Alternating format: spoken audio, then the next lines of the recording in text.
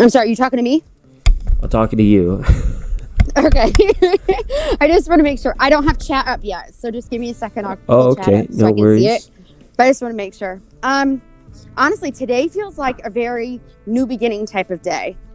I know it's the first of the month. I normally don't feel this intensity, but Mercury retrograde is definitely in full swing.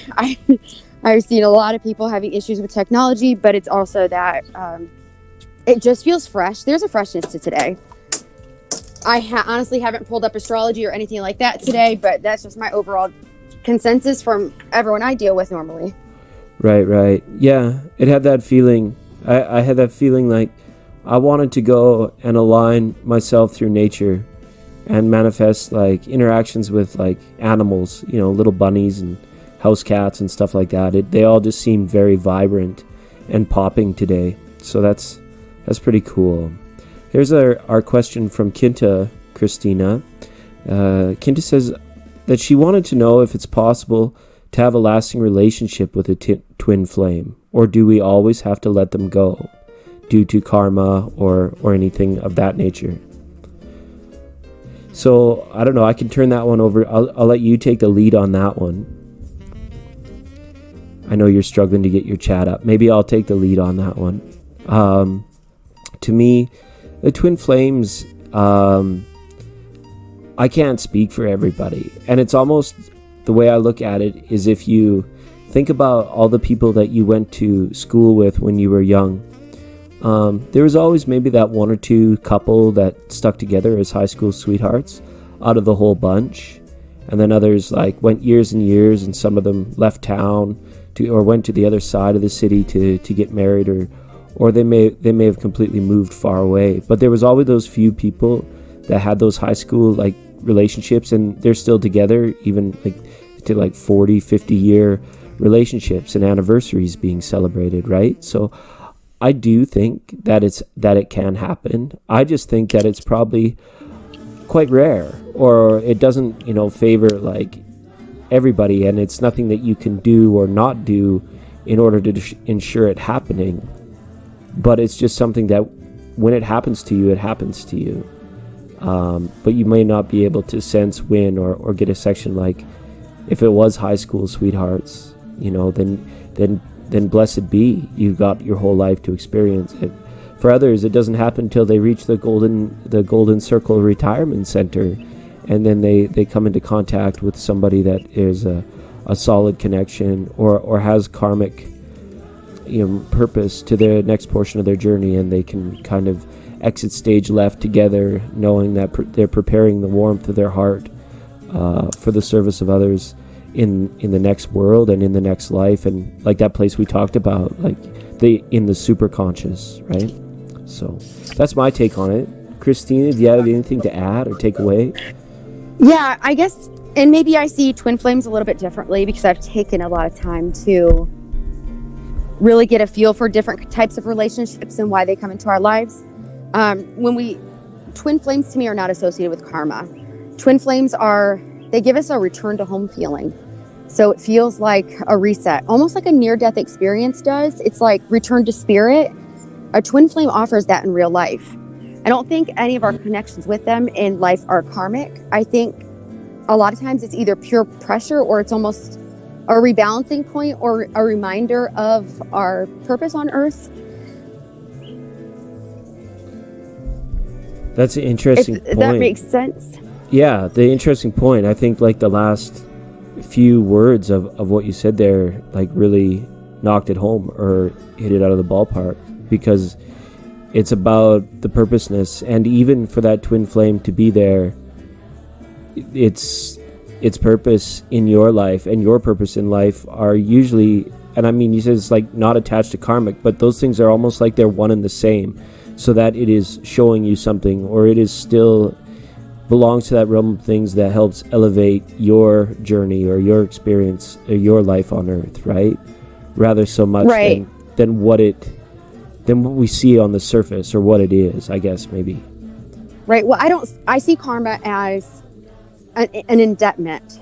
I owe you, or you owe me spiritually, whether it's through family lines, it's sometime in history these people come into our lives to teach us a lesson, to show us a perspective, to show us the other end of maybe this the spectrum that we showed them in a past life or even earlier in life. We're dissolving those with those types of karmic connections, which are a lot of those connections that are impactful. But with the twin flame itself, neither of you come into that. You don't meet because you owe each other something. You come in and it's like a reconnection with spirit. Sometimes they're not meant to be together because one might realize, oh, in my life, I was exposed to experience this, and I've only done 2 of those. So they're not going to be able to just be in a blissful relationship because a lot of our lessons we experience through relationships. Other times, one will come together, one's ready, the other one's not, and one will be left waiting. What's there's choice still? They can choose to go and experience other life experiences without that person, or they can wait as long as they're still progressing in some way towards their ultimate goals. Whereas I think it does happen where 2 people deal with their relationship karmas prior to meeting, and when they come together, they then are able to live out the rest of this life together and in that ideal, that fairy tale relationship. I think that's where the idea of fairy tale relationship came from, is because it just fit so perfectly well. It felt like home from the start, and there were no big issues or big strifes because there was no karma linking them. Right. Yeah, and that makes sense. So I guess my follow-up thought / question on that would be like, how do you feel like the culture and maybe the fact that the world is changing exponentially from what it was just a few generations ago, it's almost like life got a lot more complex. There were a lot more different dimensions added to the amount of experiences that one was able to partake in, you could say, like, as opposed to like maybe 100 years ago when there was, life was still purposed with survival and with having enough to eat. So it brought people together in a way where maybe it was more likely for them to be traveling that amount of time, that 50, 60-year relationship. It made more sense for those two and for those goals to be aligned. But culturally today, we have people that are looking to satisfy all kinds of different things just to discern whether or not that was for them or not. So maybe what we're seeing is that twin flame and eventually like fairy tale type relationships, they might even becoming more increasingly rare or unlikely because the generations, and we talked about this a little bit earlier too, about people, remembering why they came here and remembering that list, like those 5 things that they wanted to accomplish before they moved on in full memory. So it might even be making it tougher, I think, for people or for the twin flames to burn together as long as they once did, maybe even like a couple generations ago, is just due to cultural changes and new ideology as well. Yeah, I couldn't agree more. And that's one thing I've noticed is, in the 1950s, a couple, they stayed married. They didn't get divorced, but it also, society wasn't as open to people being open. Men didn't have feelings, women didn't work, I guess maybe pre-1950, but society was different. And society today is more open. Men are allowed to express their feminine behaviors. Women are allowed to express their masculinity.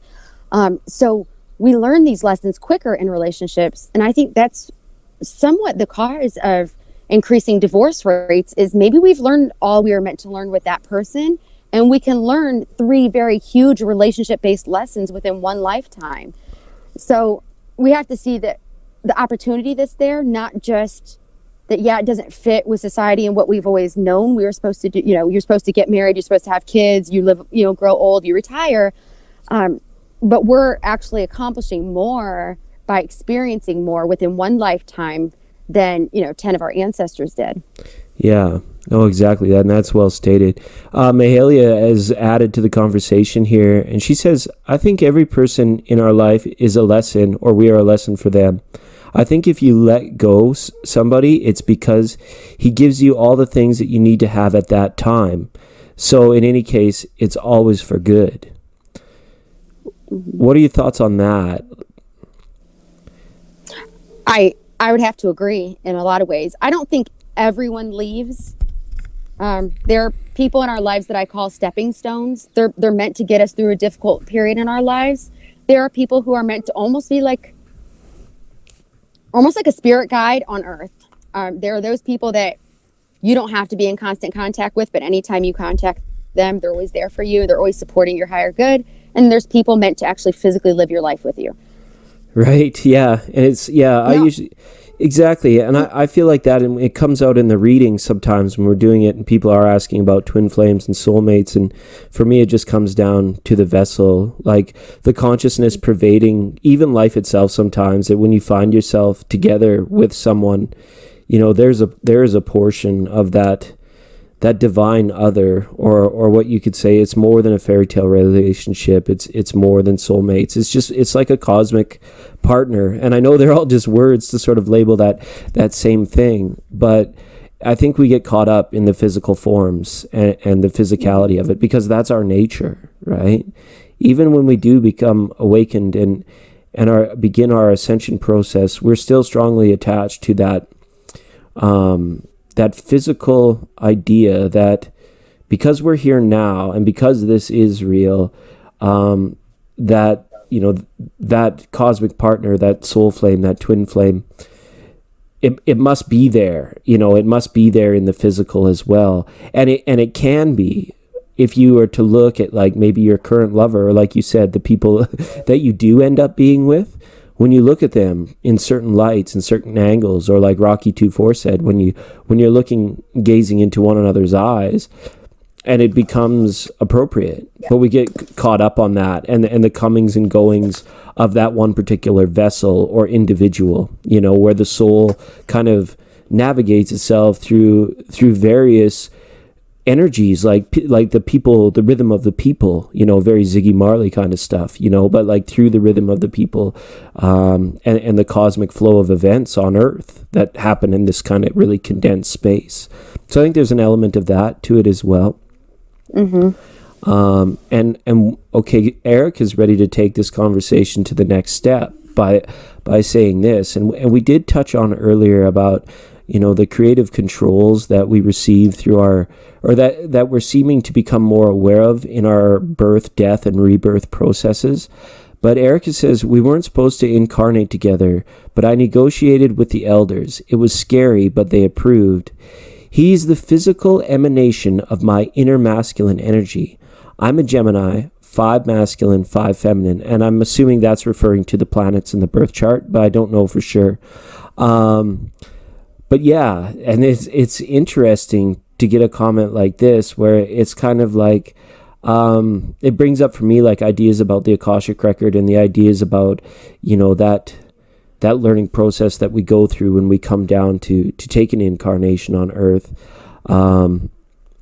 Is that kind of like a process, or when we're seeing these lovers or these people in our life, allowing them like, them representing of as an emanation of a particular type of energy.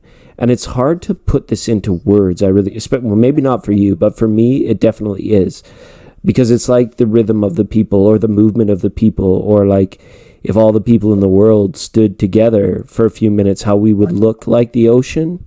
I don't know. Mm-hmm. It's pretty heavy. But I don't know if you could comment, or if you have any thoughts about, you know, incarnations, because that covers a lot of the stuff that was on our list tonight, Christina.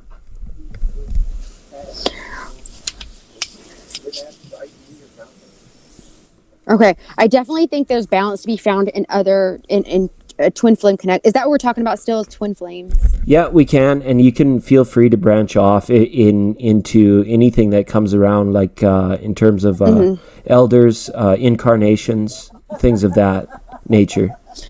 Yeah, well, we definitely have like mini councils before we come down onto Earth. I've done past life progressions and everything. I remember viewing my parents and what they were doing in their lives to see what personality traits, what their strengths were, and how it would benefit my soul's purpose. So I remember picking them and thinking they would be a good fit for me based on not how well they would treat me, but what lessons they could teach me, you know, what they could bring out of me, out of my soul and in my development based on past lives that I've had. And I definitely think we do that in other ways.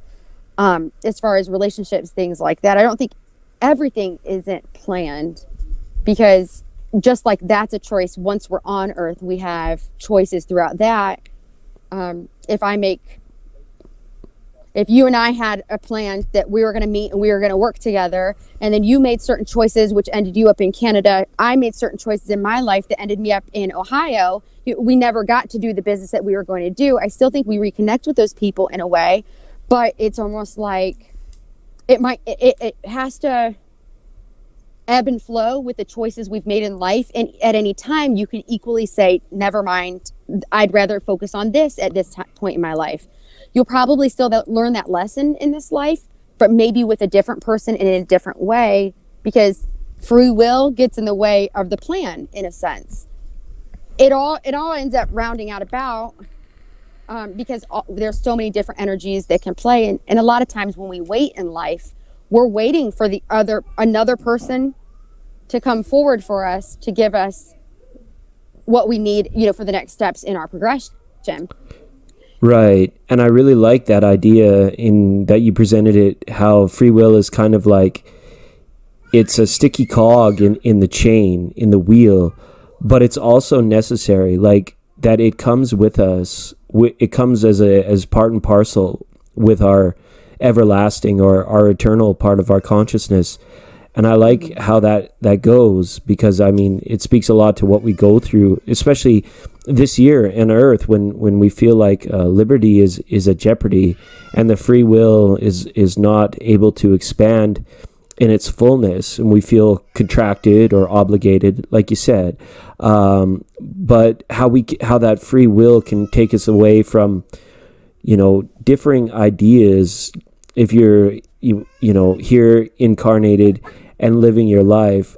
So for me, that really gets kind of like a restricted or like a stuck feeling here on Earth. If we begin to limit these things through the ideals, because I mean, many people look up to their parents and their grandparents. It goes back to that elders part of Erica's thing, where it's like, how many different ways do we emulate their highest ideals through our kind of own weird way of like desiring to have that in our special time.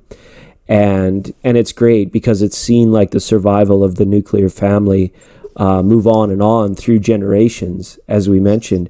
But if the purpose now, like for our little children and for the ones about to be born, when they come here, in terms of those aspects of what they would like to accomplish here, what kind of, in essence, like karmic commerce, right? The business of what do they wish to partake in here, right? And we see it maybe comes out and we see all kinds of expressions of people. Like I live in a fairly rural area where, people have emulated the generation that's come for them to a T for lots of times. But I'm sure if I were to walk through Times Square or any like bustling metropolitan like that, I would see people that were up to everything under the sun. There was all of this stuff to do and all of these places to like work this karma out, or to experience maybe the regiment of people and the regiment of like interactions that they were meant to have in this lifetime. I think it's almost gets to a point where the veil, like we take willpower with us through consciousness, but the veil, the one they talk about not being able to see through the other side, which we're starting to a little bit more, but that could definitely serve a purpose, where not being able to always be aware of what the subconscious is doing and having to go through this process to reach, super consciousness, or to be able to see through that veil. That veil is there as a protection, and sometimes it's tough to say on a channel like this, but the not knowing, the unknowing, the mystery of it in itself can really be relevant or stated as one of the most important parts to our spiritual aspects, to our spiritual progression. In essence, we need it like a pair of safety goggles or a welding mask, because it can be so overwhelming sometimes. Right, and a lot of times, I guess to build on that, in the same way that we want to know the future, I see seeing past the veil in the same way. it connects us back with what our goal is, but a lot of times our linear mindset cannot see how we can get from here to where our goal is, because we're leaving out all the different paths and all the different conjoining energies that have to play a part in our lives in order to get us there. So a lot of times we can't see too far in the future, or message or spirit will give the message that one step forward rather than the end goal, because you might not be able to logically explain it, or you might second guess every single question you make in the process because you're not sure if that's going to take you to where you want to be. And there's a flow to the earth, just like the ocean. There's a flow to the earth, and you will fall in line, and sometimes it will look like you are going backwards, but it's only to get you in line with the right wave that's going to carry you all the way to shore. You know, it's like that. It won't make sense if you knew all the details. Yeah. And our minds block us from that, just that trust. So a lot of it's just trust. Ask what the next step is to get us, you know, to progress us, and just go with it that way. I guess, you know, that's a very Tao thing, you know, just going with the flow of life and accepting what is in front of you, and don't worry about what's 10 steps ahead. Because we can't see with our minds what's 10 steps ahead. Yeah, very accurately stated. Yeah, it's all about that a feeling of it, or being in the flow of it so that you can feel it. So here's just a quick follow-up from Kinta that I wanted to turn over to you, Christina. She says, how do you negotiate with the elders? Do you have any experience with that, or do you have like any sort of take, or have ever talked to somebody that has kind of been on this wavelength? Maybe not in that sense, but I have met a lot of people, or talked to a lot of people that have had near-death experiences, to where I guess it comes back similar to asking spirit, you know, instead of what we need, saying this is what would make my journey easier. I definitely think there's give and take, because if your soul is in a place of, I can't live, I'm just using her example, I can't live this life without this person. Like, I need hope on the physical plane that love exists. I need that reconnection with, you know, eternal love. So I need someone who's going to show me that. And maybe that wasn't meant for their path, but spirit will always support us in the ways that progresses us in the ways that we're supposed to. Right. Yeah. The earth is very polarized, but it's also very supportive and in line with what is truest to your heart. Maybe not your mind, maybe not through your actions, but truest to your heart is how the earth usually aligns to match you. And in the same way, spirit is the same way. So I definitely, I've never done it. I've never had to, I guess, or I've never thought to, but I do know others who have had consultation during near-death experiences and things, and said they didn't want to go back to earth. Spirit was sending them back to earth, and they were like, listen, if I go back to earth, it's got to be this way.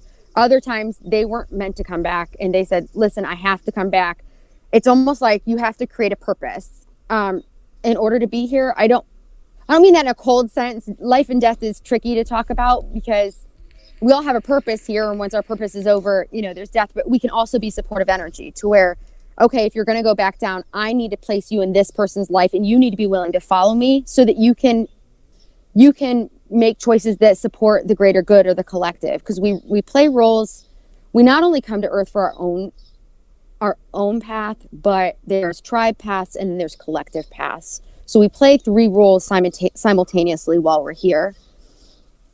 Yeah, that makes a lot of sense. Like, when you say it in that way, like, you know, what we're working out for ourselves, how we could be at the right place at the right time for another, or for our tribe, and then as well for the cultural, the collective cultural aspect of, like, this is what you witnessed while you were here, you know, so that you can take awareness of that, right? So yeah, I like that triple level system that's going on there.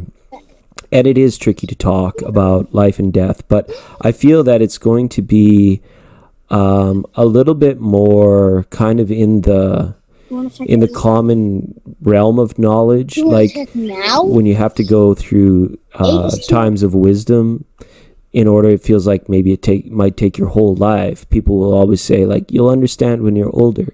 You'll understand when you're older.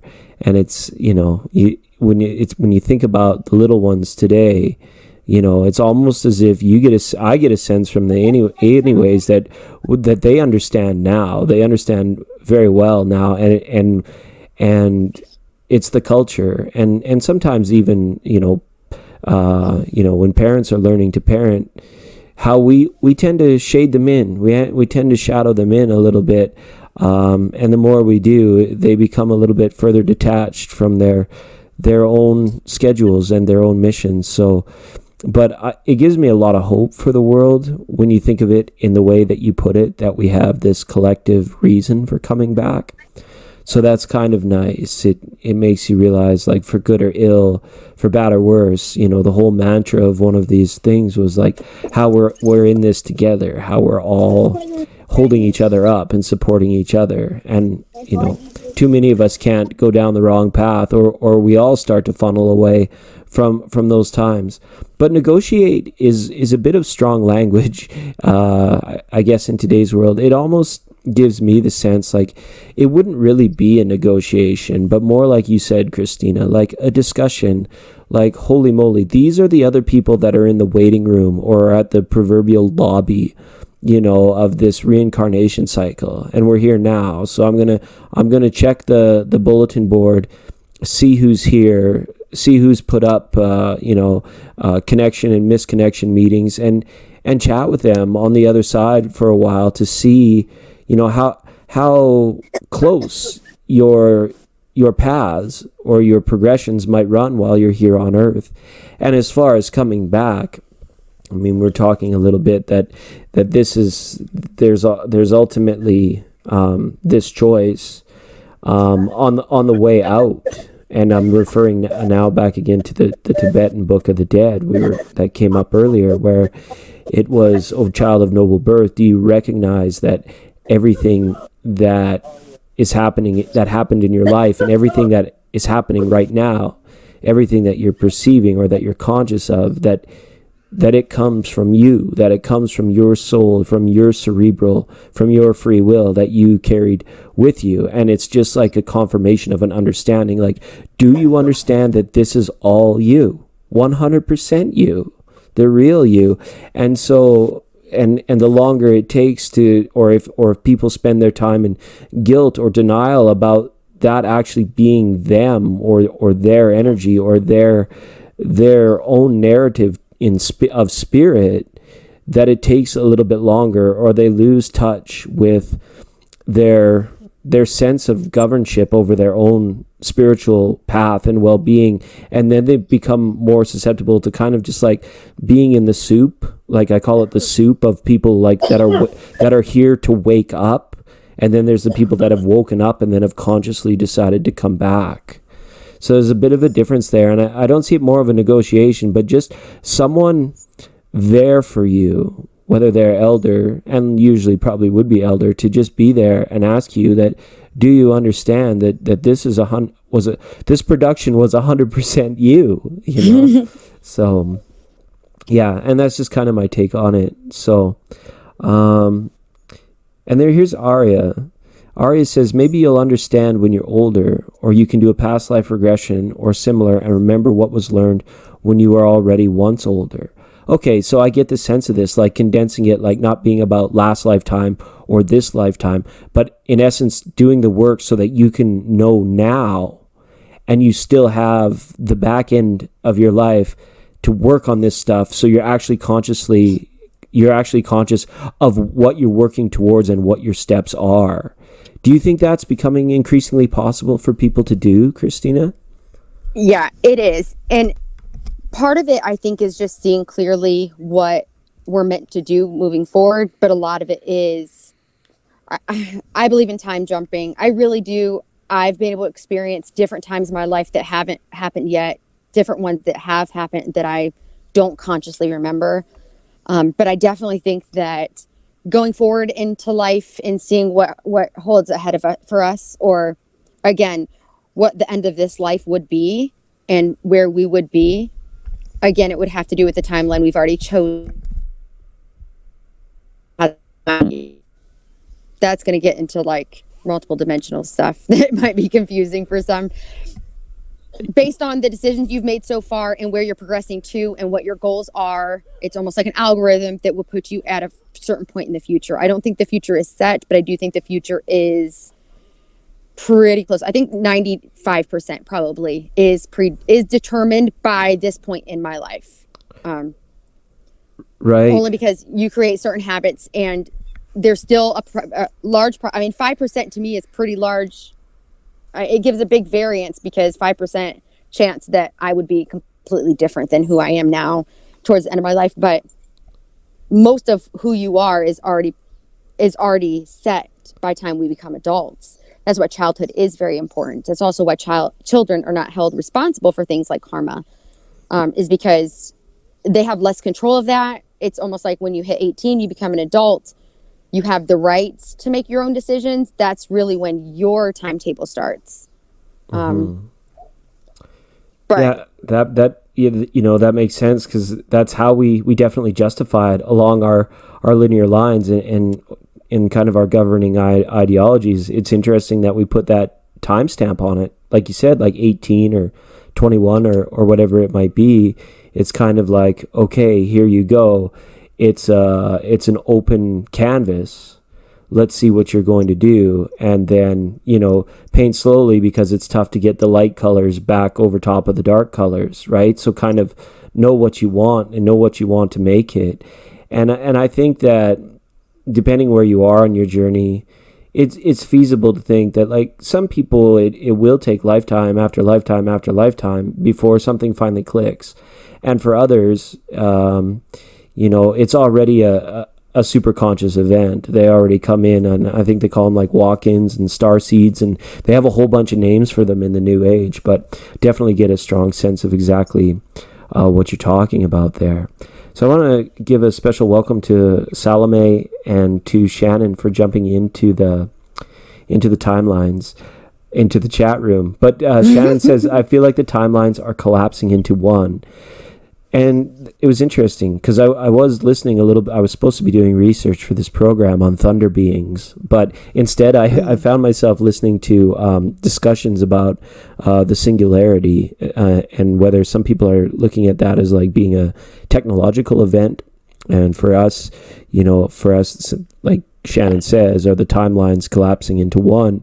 And what does that mean? And you were just kind of hinting at it there, is that there's this whole multiverse, or you called it dimensionality or multiverse aspect to this thing, where, it's kind of like just one thin line, one hair over to the left or to the right means that everything's changed, or everything is now different, or in essence, you became aware that you were dreaming, or you became aware that you were painting a painting that had meaningful connections to where you were going in your future.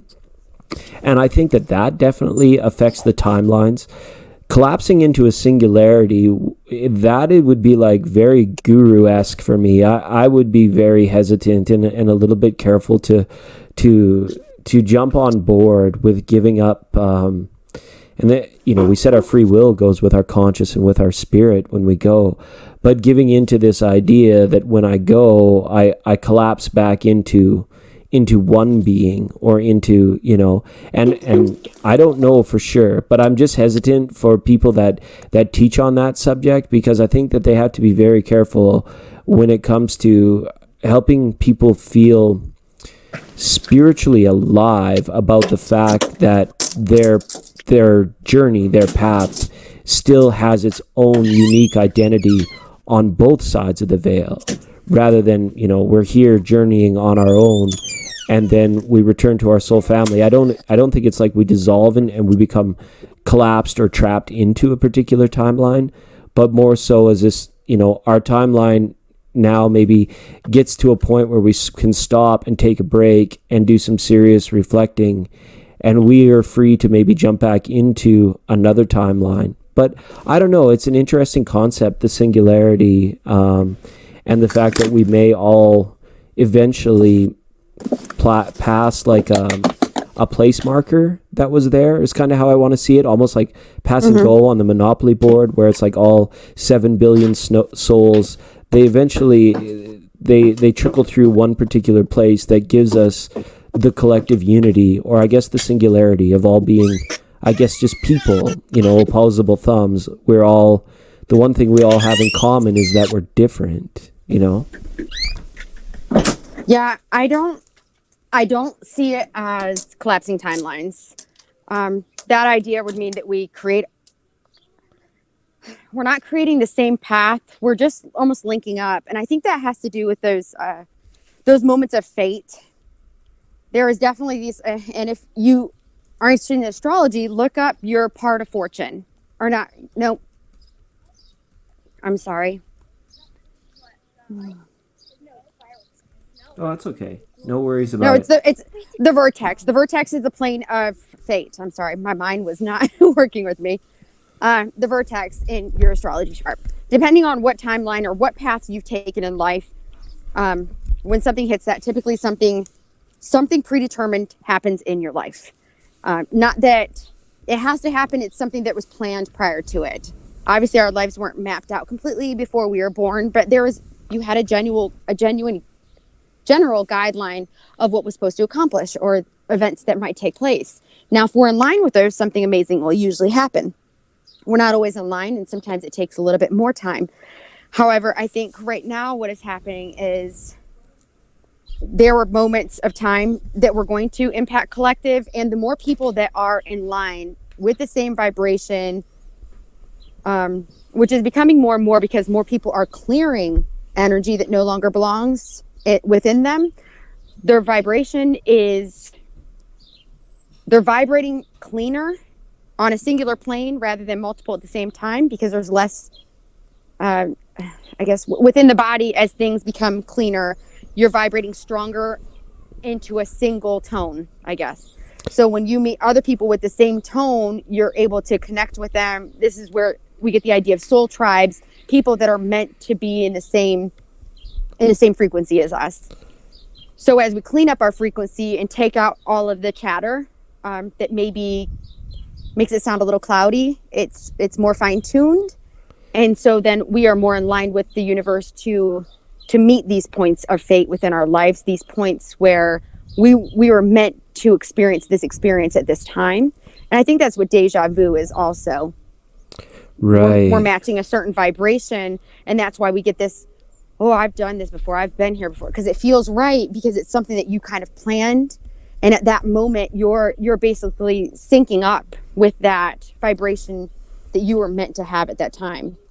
Yeah, and at that time aspect, and just as Shannon clarifies, and you mentioned that very important concept or context to that, she says it's the past, present, and future timelines coming all into that singularity, and it's very like, when we mention time, we can't talk about it without, kind of doing justice or giving the head nod to the ever-present moment, to now itself. And it's interesting because I think that, to be full, colorful, and vibrant and conscious, the past and the present, they need to be there and clearly decorated, I want to say, or clearly painted as image for ourselves. But for awakening, and sometimes like to that point you made about vibrating cleanly, I really like that saying, by the way, in vibrating cleanly, to be aware of the ever-present now. It can be really a difficult thing to do, because I believe what we're seeing now in a lot of the people and in culture is people are like hypersensitive to the now.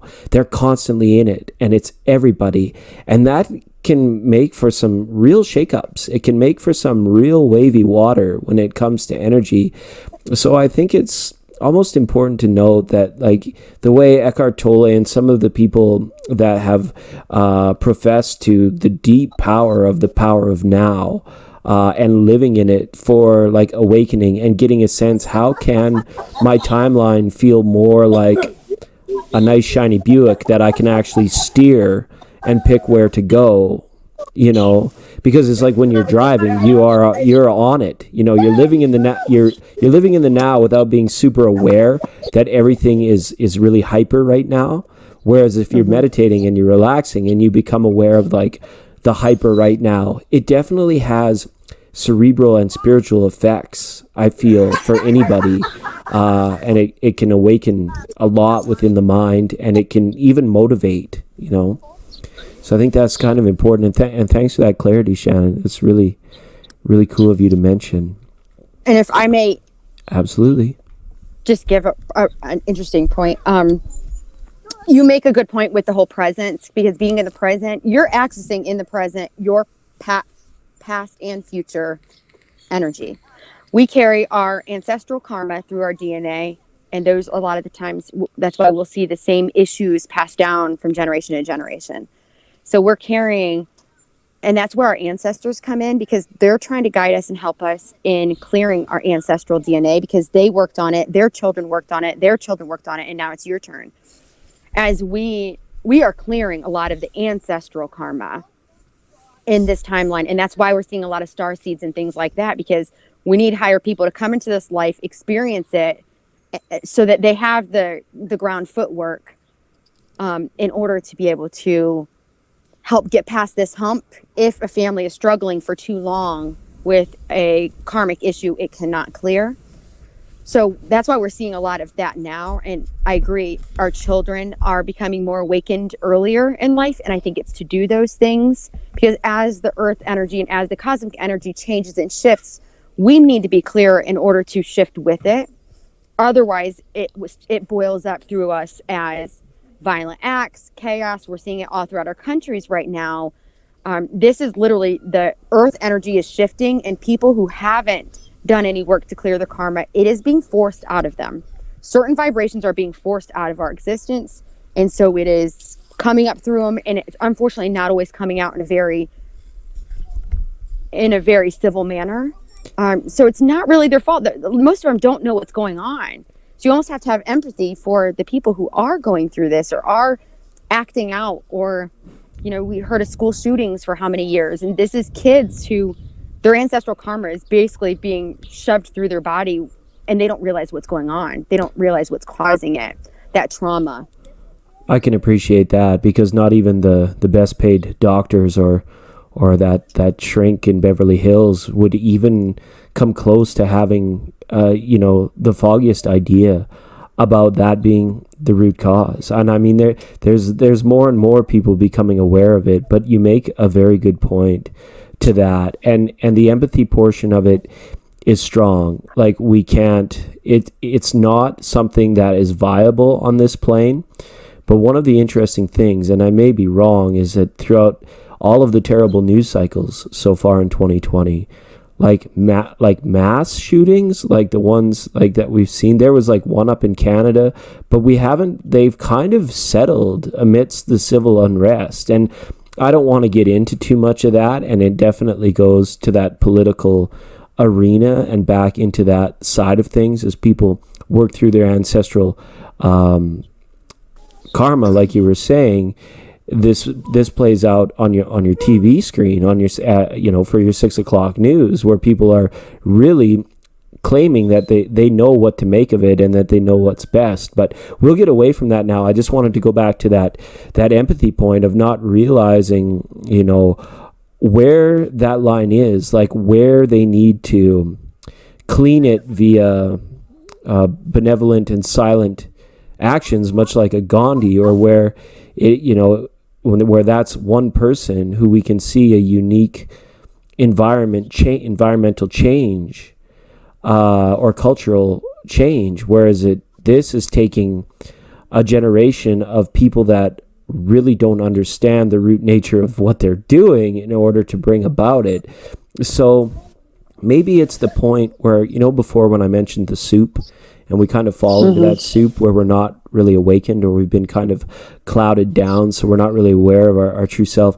These types of things and instances might be like when the soup reaches a boil and things begin to pop and bubble over, and people are all of a sudden, they come up and they face the consequences of this lifetime, or they feel the sweet relief of all of the amazing things that they waited so long for, and now they're living them out on earth.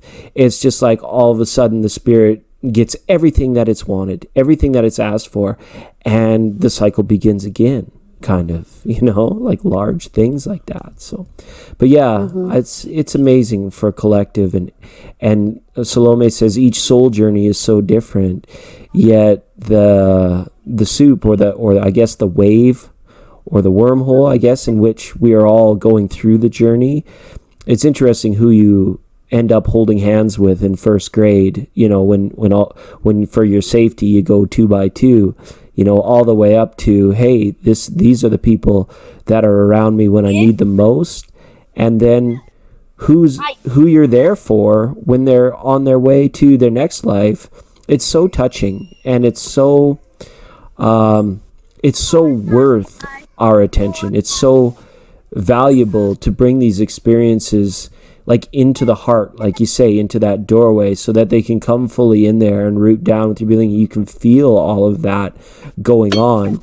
But again, it gets to be a little much. It's nice to have kind of that control of that door, whether it's to your crown or to your heart, to say, okay, no, that's enough for a little while. And I think we've gotten the two hardcore polarities of it this year, like from being in lockdown and some people absolutely isolated from their dearest members of their family. It was like heart-wrenching. And then at the same time, we have the other pole where it's like people are abandoning all sense of the order or the establishment of this particular plane of existence. And I know it's just ideology based, but they explode against it, and all of a sudden you get nothing but noise, right? You get absolute silence, or you seem to get nothing but noise. So when people wanting to find their balance in that, do you have like any suggestions or like anything, any tips or tricks? I guess people call them life hacks, or things that you would think people can do if they start to feel uncentered or feel out of balance when it comes to like the background noise or just life in general, the mundane, as we usually say in tarot. So much I guess in order to answer correctly, I'd have to have a specific, but just speaking generally, sometimes we have to stop ourselves. Usually if we feel an uprise or we feel pulled to a certain polarity in a strong manner, it's often because we're aligning with one side but not understanding the other. Sometimes you have to go to the other end and try to understand. If someone abuses people, or let's say you were abused, as an abused person, they see themselves as a victim. The other person is on the other end of that spectrum. They think they're opposites, but what causes an abuser and what causes an abusee, I guess a victim, is often the same thing. It's the same root cause. It's often crying out for attention. They want love. They were unsupported. One takes the opposite role and wants to control. The other takes the submissive and wants to beg for it. But there's equality. There's balance right in the center of that. So it's almost by understanding the other person and having compassion, you find your place back in the center. So often when we do feel unbalanced, it's because we are aligning with one end of polarity without having compassion for the other side. We see that with everything that has dualities. We're talking. It's just everyone's political right now. Republicans and Democrats, they both think that their way is the right way, but both have to accommodate such a vast amount of people, and everyone's valid in what they want. But there is that place of balance in the center where no one has to give up what they want in order to appease other people.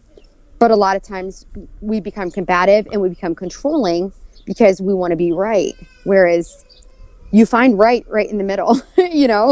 Yeah, no, and I know exactly. It almost, to your point, it almost seems like when we talk about the left and the right, and you mentioned it, like just different ideas, but I think it's almost like there's been a split in reality, and it goes beyond their ideology of governance. It almost becomes as if what they play off of in terms of recent events or current events, the ideology is now actually in a space when it reaches these high, powerful people where it becomes like they institute it almost like reality. And how that's conveyed down through the masses and through the people if you're aligned with your ideology to a certain extent, that's going to create the reality around you and create the reality for you, because it's your cerebral has now become an outlet for that particular ideology. So I think it's interesting, and the waters go very deep there, I feel, when it comes to multiverse theory, and it plays back into soul journey and what people are wanting and how they're aligning. So yeah, and it's funny to think like the power that they become combative over is really short-lived. It's almost like a star hockey player, a star football player anymore, where it's like they come in for a little while and everybody knows their name, and then 4 years goes by and then nobody knows who they are anymore, and they spend their whole life, fretting and worrying about matters that are more to appease the ego, in terms of, like you said, being right or defining center, and then trying to impose or abuse other people with their ideas of reality through, even from, gross indoctrination all the way down to the subtle. But it's neither here nor there, for sure. Well, think about it. If two people are on a teeter-totter, a seesaw, right? How do you try to gain the advantage? You move as far back as you can so that you have more weight all the way on the end. Like, that's just natural balance. And that's why we see such, I think, a big gap between these people, because they're all the way here, all the way there. And it's a desire to power, but desire to overpower other people, or for you to be right. It all stems from fear. They're living out of fear.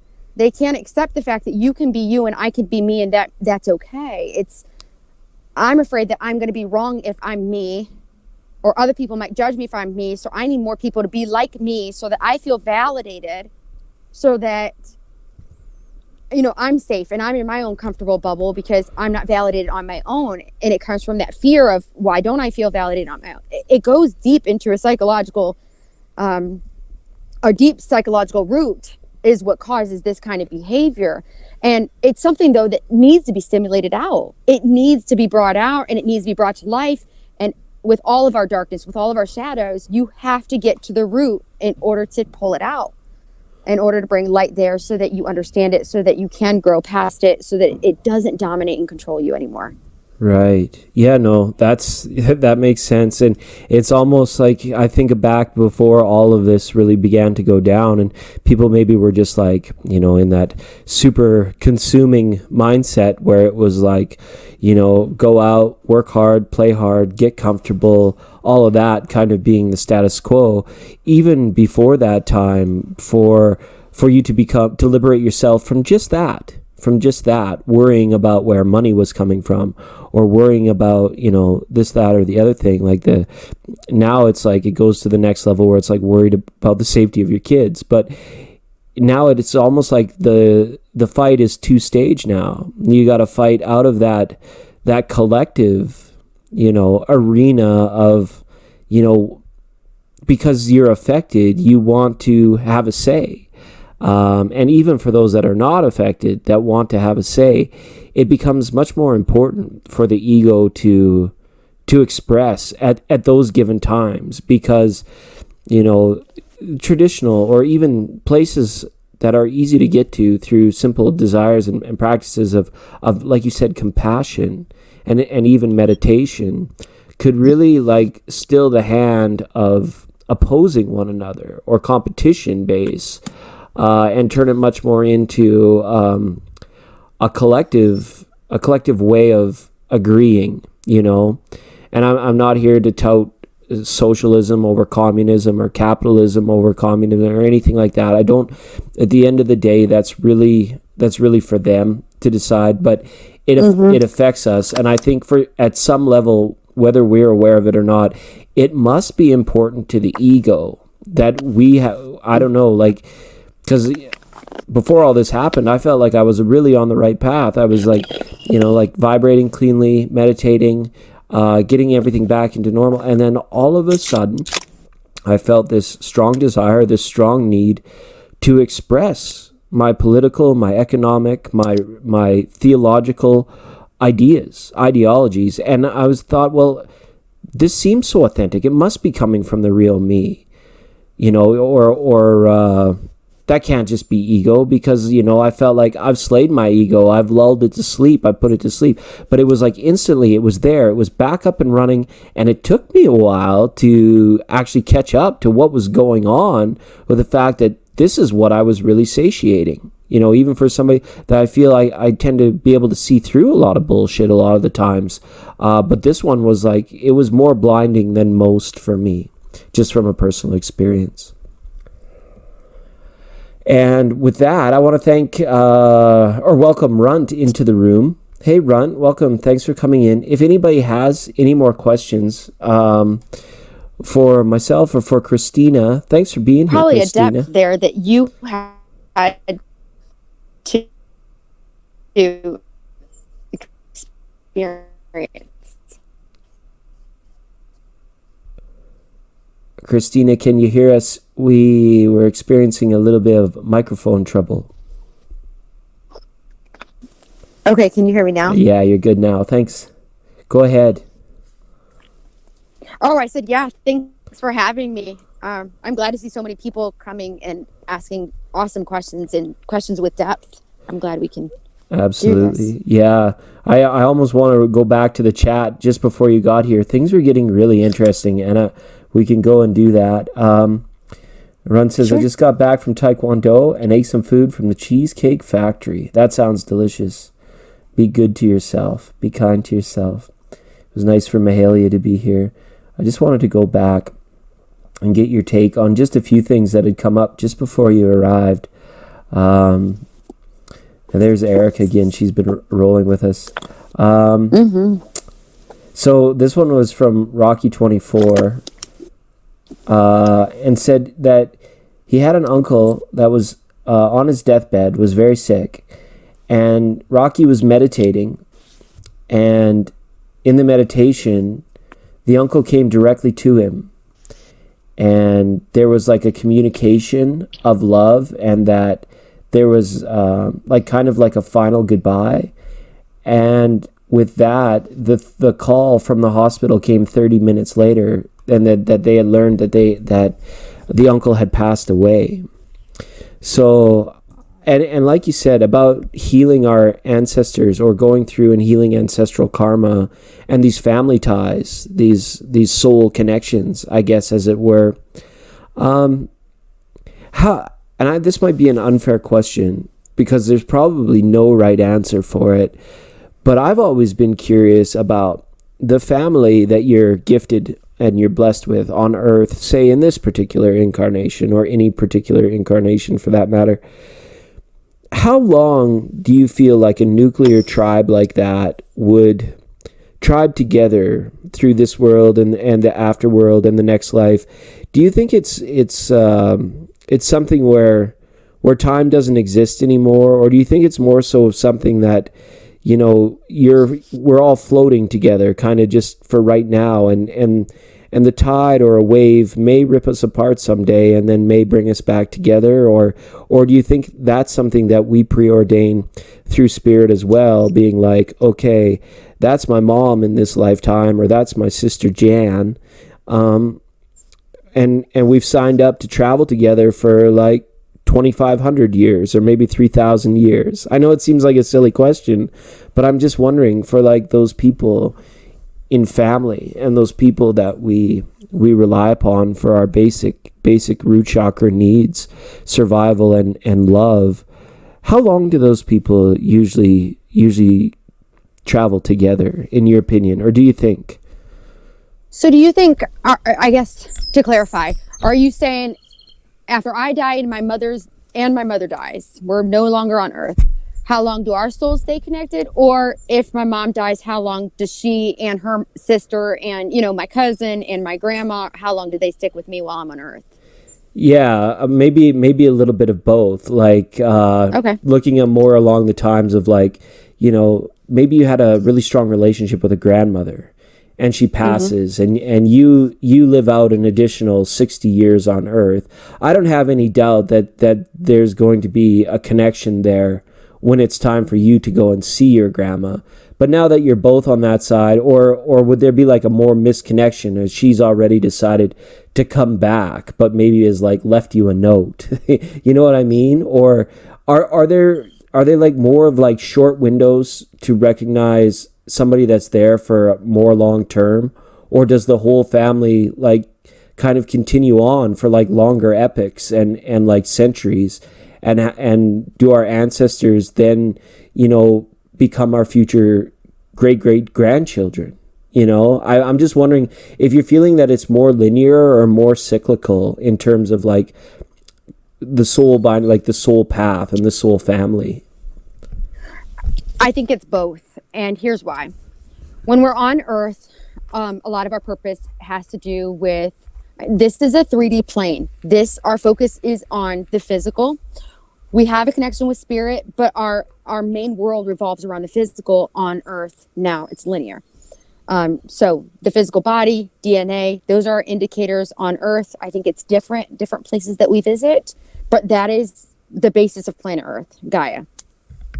So a lot of the people that we meet here, we might have very strong connection with, but it might be that grandma and I have a connection because grandma worked really hard trying to overcome this part in our family karma, this part, you know, of our lives.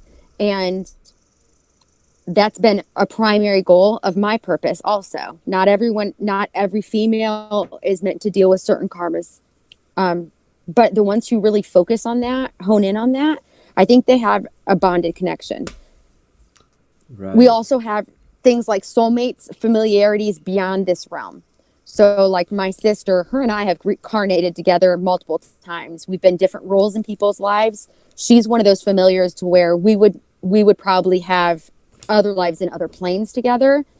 But I don't even feel that with my mom. But her and I have a very psychic connection. I know what she's thinking before she says it. I know she's calling before she calls me. I'll pick up my phone to text her. She texts me the exact same thing. We'll buy each other the same thing at the same time. We have a very telepathic connection.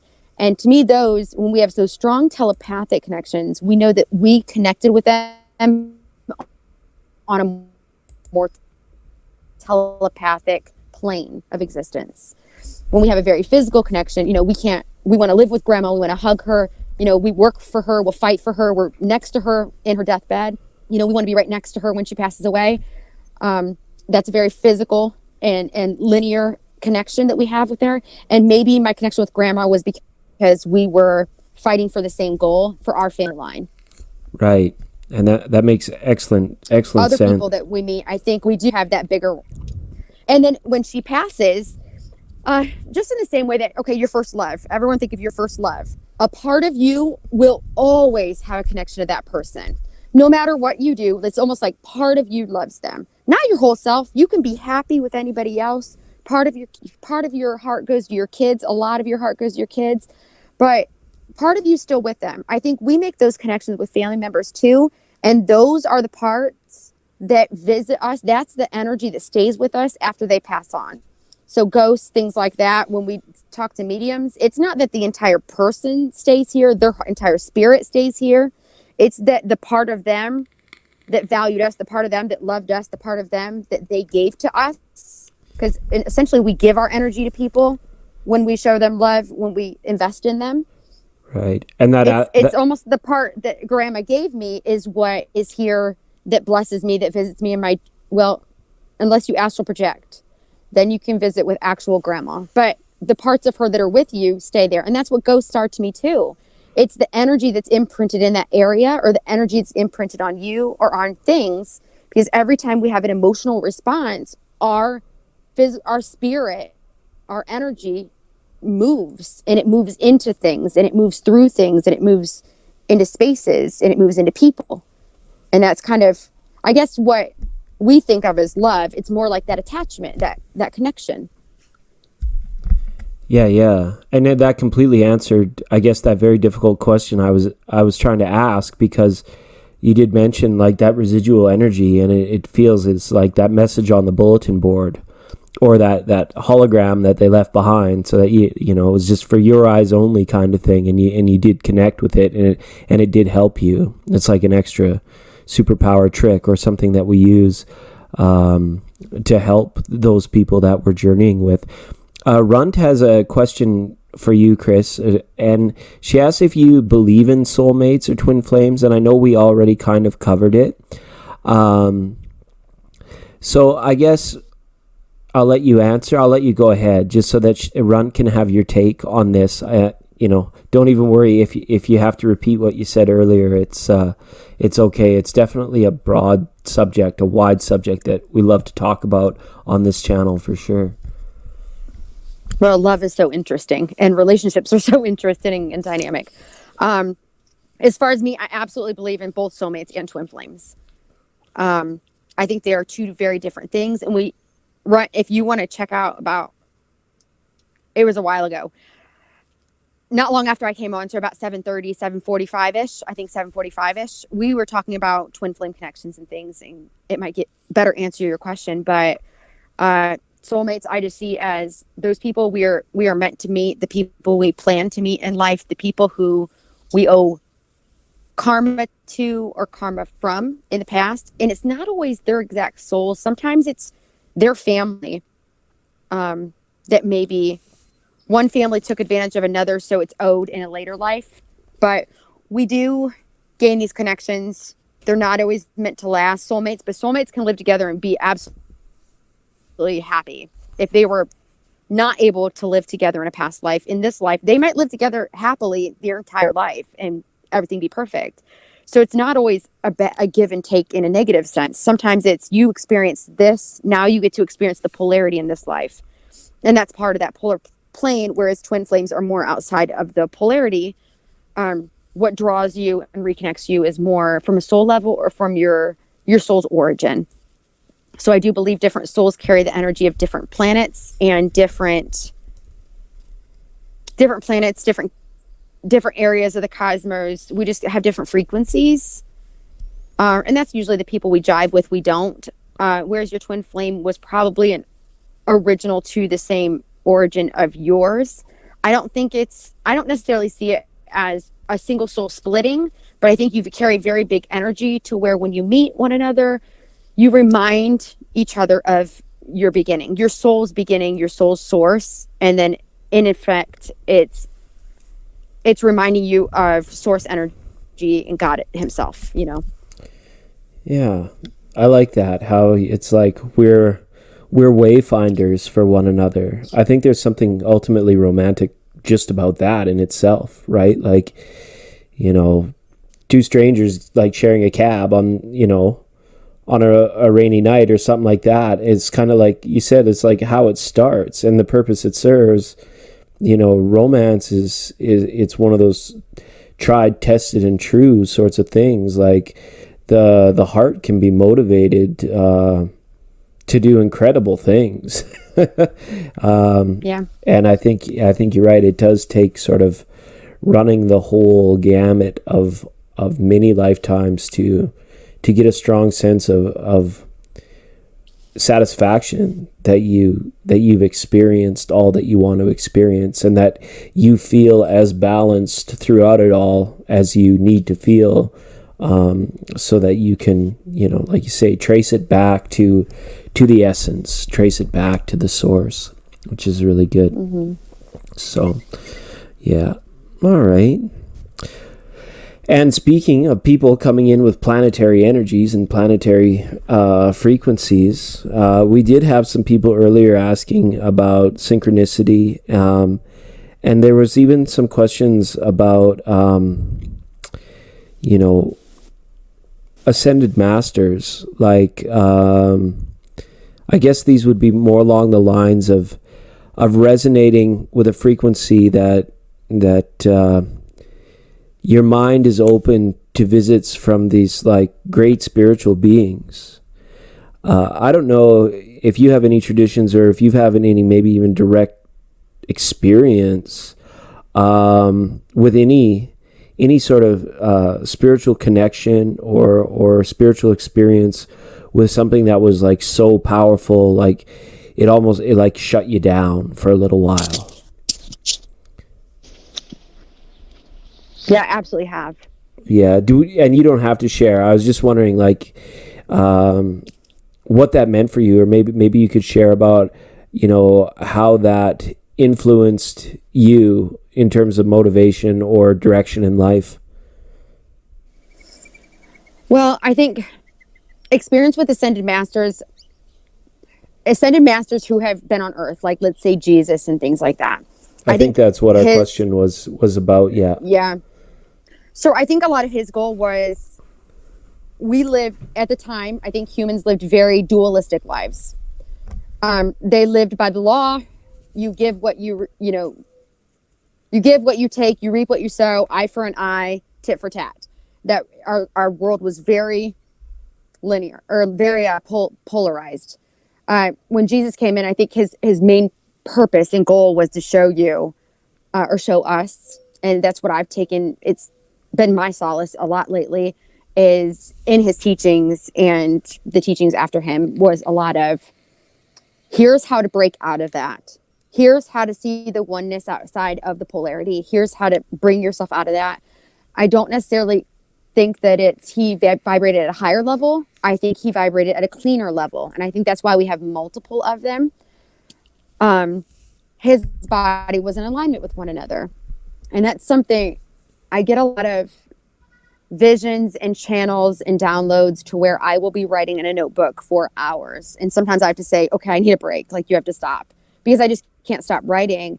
And it's about energy and electricity and duality and polarities and chakras and all kinds of things. But that was one thing I was shown was, our body system, our chakra system, all of our chakras start out vibrating at different levels based on how our parents vibrated. It's a very physical thing.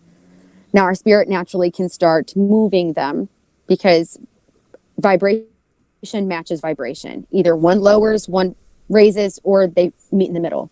That's where we feel distance in our body and in our energy, is when one is higher. So if you work to elevate your heart and open your heart, if your sacral is not open and it's not vibrating high, it's going to be like an anchor. And a lot of times we have these moments to where if we're being anchored and the rest of our vibration is raising, we create disharmony if it's not vibrating in the same, in a synchronistic pitch. But when all of it's raising, once you have an experience where you release something heavy that's keeping that chakra lower, it is like a catapult, because now that's moving up and raising your base point. Because just think of rubber bands. It's kind of how I visualize it. So we can have these very impactful moments. So I think when we do get visited on a personal level, it's someone who has mastered or was a good example, or maybe has the right tools to help you take your lowest frequency in your body, your lowest chakra, or your most out of balance chakra, to help you relieve that so that it can come match the rest of it, rather than slowly pulling the rest of your energy down.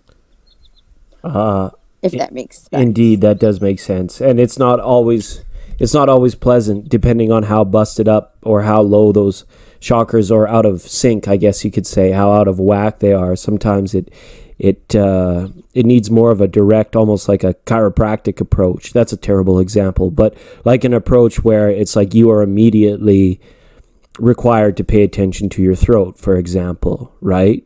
Right. No matter the karma of who you might have been kissing or whatever, right? It's just like all of a sudden that itch or that pain, it arrives, and then you become aware of it, and then you think, oh my goodness, how did I get sick? Right? And then we go looking for these outside places to be like, well, maybe it was Jimmy on the treadmill that didn't wipe down, or maybe it was the lady that handed me the $5 bill. But we always like look for these places outside ourselves to be like, where did the sickness come from? And that might have more of a mundane tone to it, but it'd be interesting if every time you started to feel a little bit out of whack, a little bit sluggish. Like some days I wake up, I have no power in my legs, and I think, oh my goodness, I was just sitting in half lotus for way too long. But it's really, if we are to really understand and know how amazing our bodies really are, and how important it is to have those chakras in alignment so that they can properly flow with the right amount of energy and electricity as well. I like that you mentioned that as well, being a large part of it, especially surrounding the heart chakra, to get them into sync, that you become acutely aware so that you can go in and you can tender whether you might breathe into that chakra, or you might keep it in your focus a lot longer while you're waiting to get better, or whatever that might be.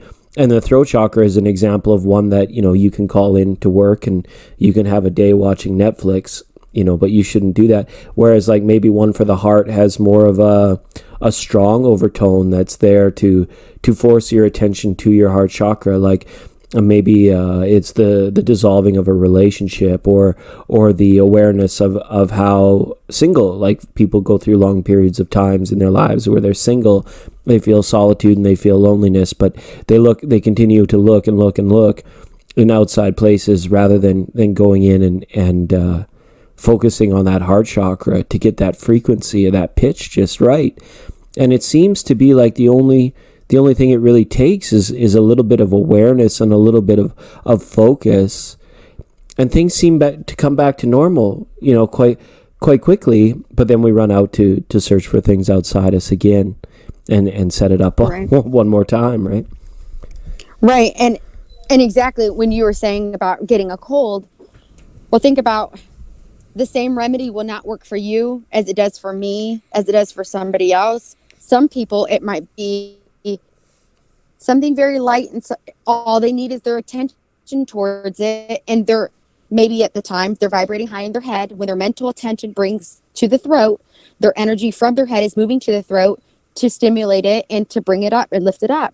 Some people, like if my heart energy is higher, I might have to baby my throat. I might have to take the time, labor of love, make some tea, do this in order to soothe my throat. Somebody else needs to, it is actually the energy that we put into our own healing is whether or not we're going to get over it. And it's like that with our entire body. It's often not the physical thing we take. It's the fact that we are showing our body love by taking the time and the energy to put back into it, to give back to it.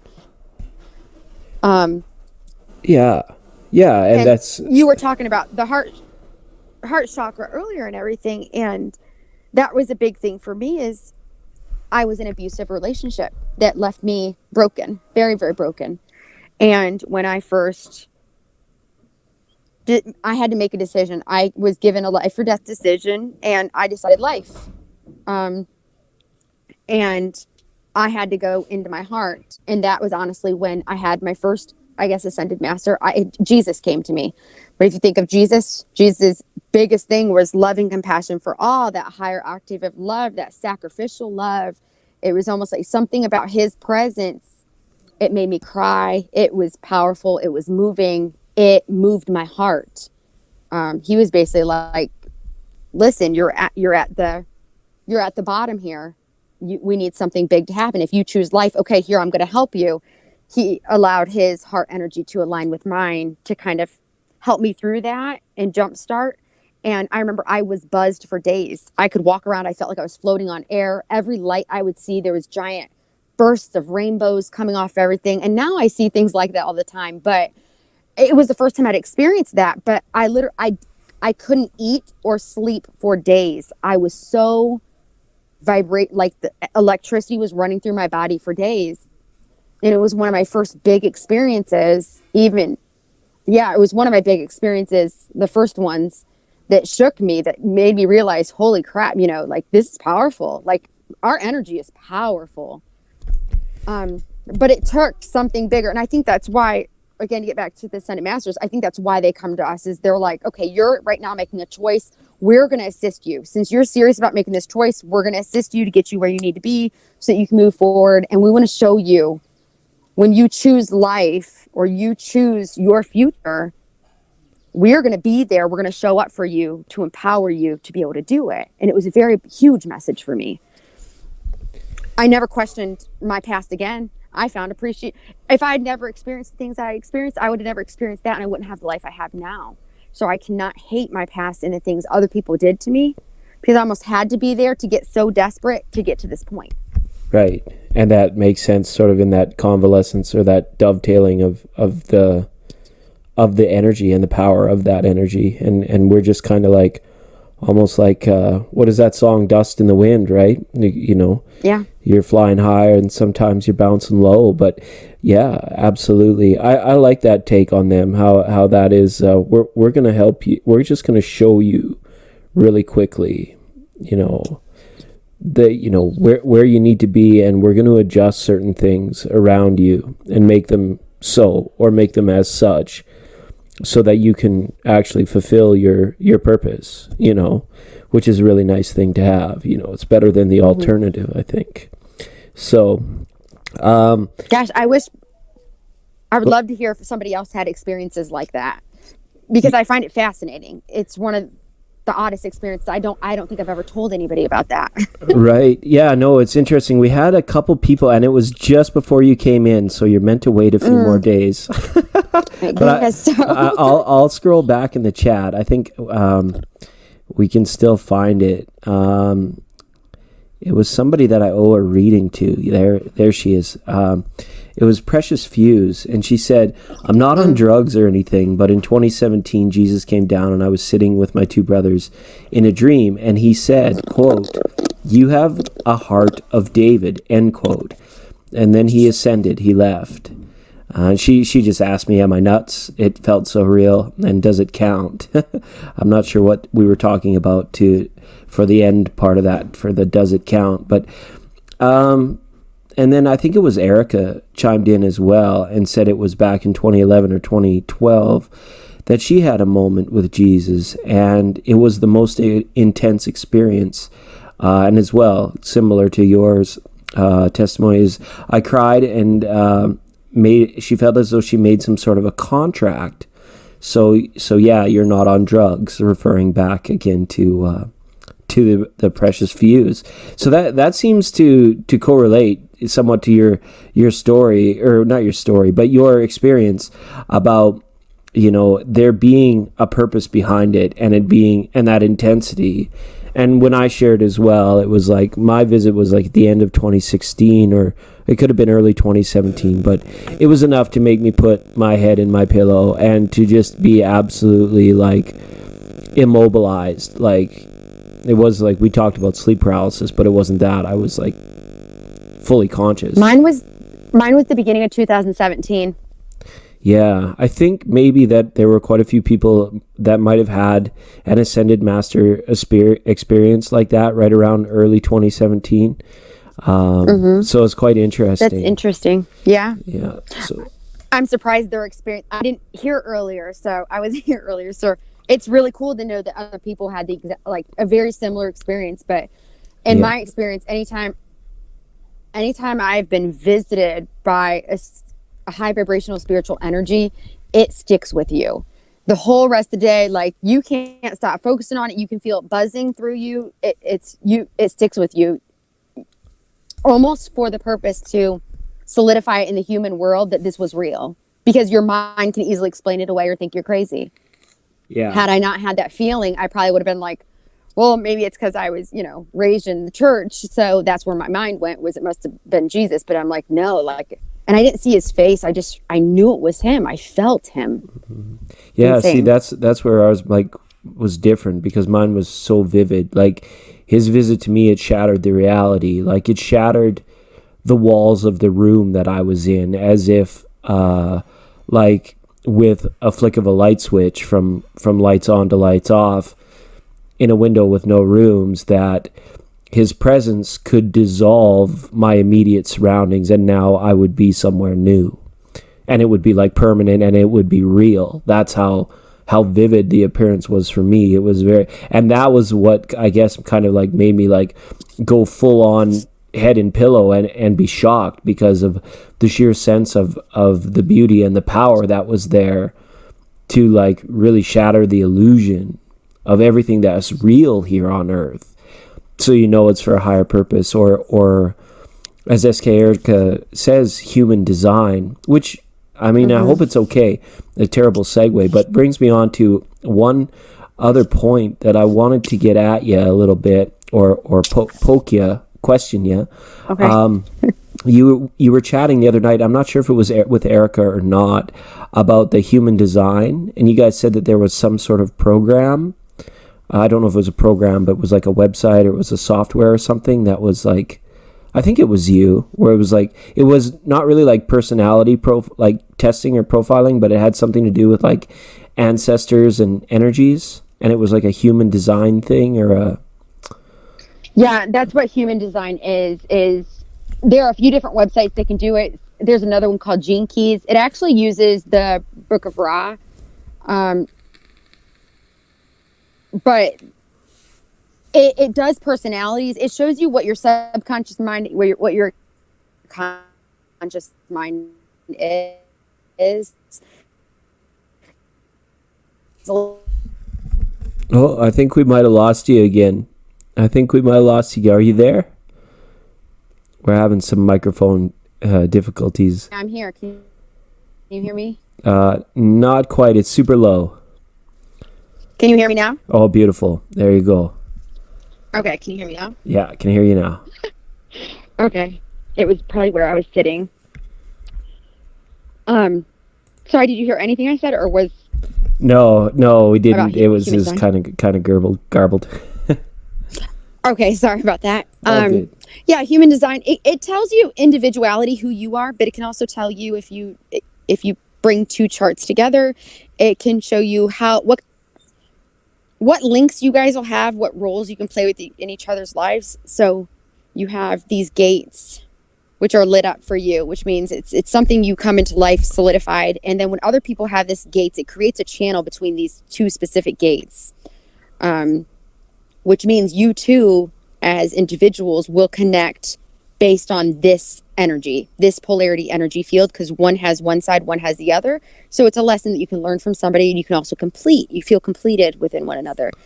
But it also goes into tribes, your roles in tribes. There's certain paths that are meant for tribes, which is your small groups of people, your communities. And then there's other ones that are more collective.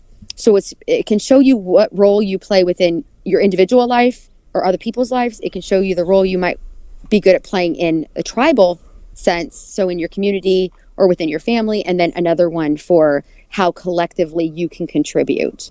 Right. It goes over how some people they generate their own energy. Some people reflect other people's energy, and some people project other people's energy. So we all kind of it really plays on the uniqueness of individuals. And for me, I like it, and I like to work with other people with it, because it can show you where you as an individual shine uniquely, what role in the body you can play, and how to hone in on your specific talents to be better useful, like in community, in the larger collective. And you find value in that, to know that this might not seem a big thing to me, but collectively I'm anchoring this energy, so that as I connect with more people and as I move through life, it can just, a lot of times we're going through life not knowing our purpose, and it can help align us with that purpose. Sounds awesome. I'm going to have to try it for sure. Erica's asked if you have any readers like that you could recommend, or if there's anybody that does this, or if this is generated like completely through a birth chart. Very similar. You have to know your birth date, time, location, just like an astrological chart. Right. Sorry, I'm not sure if you're fading out again. There are a couple different websites that can do it, but it is not. Honestly, I've never found someone who. Okay, better? You sound pretty far away, but I can hear you. Is it better now? Yeah, you could try. Okay, how's that? There we go. That's the ticket right there. Ding, I can ding. try what? I was like, you could try from where you were, but now you're coming in crystal clear again. So yeah, you were saying it is kind of like a bit like you need the similar information you would to have an astrological chart done, but the information is interpreted in a much different way. Yes, much more detailed and more personal and less intuitive. Astrology, one planet can play very, very different roles in your life, or manifest in a different way. And this gets pretty specific. And I think that's what I like about it. I have not found any readers who read for it that I would recommend, only because I've never paid for a reading or anything like that. So I wouldn't be comfortable recommending anyone. I will say there are free charts you can do online. And then getting that information, there are a lot of YouTube channels where people break down what the different gates mean, what the different channels mean, what it can mean for your love life or your career or finding your purpose. So there's a lot of free resources out there for someone to do their own research if they're interested. Right, that's awesome. So yeah, I think I'm gonna start to dabble my toes into that. I like also, you've got me really intrigued by letting me know that there's certain specifics involved, because I always love stuff like that, to be like, wow, how amazing. I think the most amazing specific that any reader has ever given for me was actually through a handwriting analysis. Just was able to tell me stuff that happened to me like in my childhood, like almost to a T. Like it was unreal. So I'm definitely interested. And then I guess as just one quick follow-up on the human design question is, did you find any discrepancy at all between the birth chart energies and the human design forecast or energies? Or were they pretty much all the same? Not for me. I mean, I'm very familiar with my birth chart. I've been studying astrology for a long time, so I know my energy well. But I will admit the human design was one of the first things that when I picked it up, it pinpointed more accurately than my birth chart ever did for me. Less was up to open interpretation. It explained not only what energy I carry, but how it plays within my role in life, which is where I found it fascinating. And how then I pulled my sister's chart, and then I'm like, oh, that makes sense why her and I always end up doing these things together, or this is an energy or a focus that both of us have. It pinpoints more accurately. I guess it's almost like magnifying your astrological reading. To me, that's what it did. Right. Okay. No, that makes good sense. Yeah. So the energy was still in my astrological chart and through astrology, but this was like taking a microscope and seeing exactly how it worked. Oh yeah. Right. And more specifics. Mm-hmm. That's incredible. But I didn't find any discrepancies. It wasn't that one was giving me one, another was another. No, it was just magnifying it. That's very cool. I like that a lot. So I guess maybe tarot's the one that remains in the hyper now, and might not come the same way. After you shuffle it, 2 million times, it might not come the same way. So yeah, that's really cool. Mm-hmm. I'm definitely interested to dip my toes in, or at least to go to one of these sites and check this out. I want to give a big warm welcome to Rebecca, because we didn't think Rebecca would be here. She's just dropped in briefly to say hi, Rebecca, to hear your voice and to say hello. But we should give Rebecca a quick chance to ask or contribute, or if she has a moment, anything that you want to know. So if Rebecca, because I know there's a big birthday bash going on for Rebecca. So yeah, just any chance if you want, Rebecca, you can type something in. But if you gotta go, we totally understand.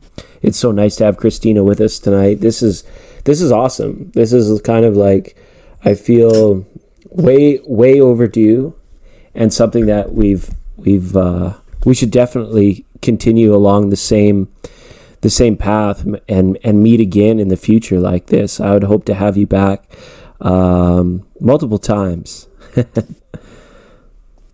If you'd be willing. Yeah, I that would be awesome. Absolutely. Right on. No, that's good.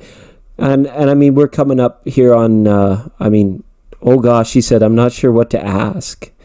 But yeah, thanks everybody as well that participated and is asking questions. And I don't know if you've got time for any more, or if anybody has any more questions. We didn't get to the thunder beings. I know, Ange, you guys were talking about the fish hawks the other night and the thunder beings, but I'm not sure if Ange is still here. Rebecca's like, what kind of questions? Like personal? Maybe we should be the one asking Rebecca the questions. Yeah, maybe. Because we covered past lives tonight. We did a lot on twin flames. We didn't really talk about numerical synchronicity, but I feel like that crowd had bounced from the chat before we even got started on that. Visits from ascended masters, and actually sort of that crossing over process. We covered quite a bit of territory tonight. Sure did. Yeah, it's pretty awesome. So, and that's great for all of you that were listening. I'm going to go ahead when we're done here, and I'll chop the first part of the reading off and retitle it, and hopefully if you guys want to or need to ever just come back to it as a resource, if you're trying to fall asleep, I'm sure we could lull you to sleep as well. But I would definitely be happy to have you back sooner rather than later, Christina. And yeah, absolutely. And we can work out all the details. So I guess here, like as we begin to wind down, I guess I'll pose this and push this your direction. Do you have anything you'd like to say about the upcoming weeks ahead in regards to the energies or collective, or just any helpful inspiration that you wanted to share to the room? Yeah, I'm going to edit it, Rebecca. I've got to edit it. Just the front part when we were playing jazz, waiting for Christina. We'll just shorten the video and then put it up so that everybody knows where to find us. Go ahead. Because Christina asked about mirror energy would be another good topic. So maybe that's what I was just reading. Yeah. We could put that on the list for the next show. God forbid we go out and do any research on any of this stuff. Well, it caught my attention. It caught my attention because in Mayan astrology, I am a white lunar mirror. So I'm very familiar with the mirror energy. It's something I struggled with for a long time. But after becoming aware of it, it was one of those things that made a lot of sense in the way that others related to me. So it was also something, every time I heard something about mirrors or mirroring energies, I was drawn to, We always have those little triggers that bring our attention to places and we're not sure why. Right. But I'd like to hear other people's opinions. Yeah, absolutely. Too on that. So if you got time for a few more, they seem to be trickling in now. I don't know. Steve had mentioned that it's been said that a birth chart is a snapshot of your entire lifetime. Only through rigorous exploration do our souls grow. So that exploring beyond the confines of the identity of the birth chart, kind of like where do we, that kind of poses a question like, where do we stop and others begin? And where do others stop and where do we begin? Like kind of, there's a baby born every minute, or how many babies born every second. It just seems so amazing that astrology and birth charts have given people such clear insight into their understanding of things that, typically are left to matters of faith and the veil, like we mentioned, of just not knowing. Do you feel that way about birth charts? Do you how resonant and how closely can we embrace that understanding and even that belief and faith in the astrological system, which for mainstream purposes they call it pseudoscience, but people that have become aware of it and have embraced it on those deep levels know that it's much, much more. Do you have any particular take on how much governance perhaps like your birth chart and your placements really actually have on people? Well, I'm glad he used the word snapshot, because that's exactly what it is. It is snapshotting the energy that existed within the astral planes in the moment that you came to life. That's why you want a birth time, is because it is literally the energy that you carry. So you're infused with the energy of the cosmos at the moment of your birth. It shows the placement of them, what you were influenced by at that time. So that's your starting point. And you're absolutely right that cannot tell you everything in your life. It tells you where you started from. It tells you what energies you carried into this life, but it can't tell you where you end. Because if you spend your entire life focused on one area of your life and building and growing it. Other ones might stay the same, but that one's the one you will progress most within your soul, because again, we have free will and we have choice.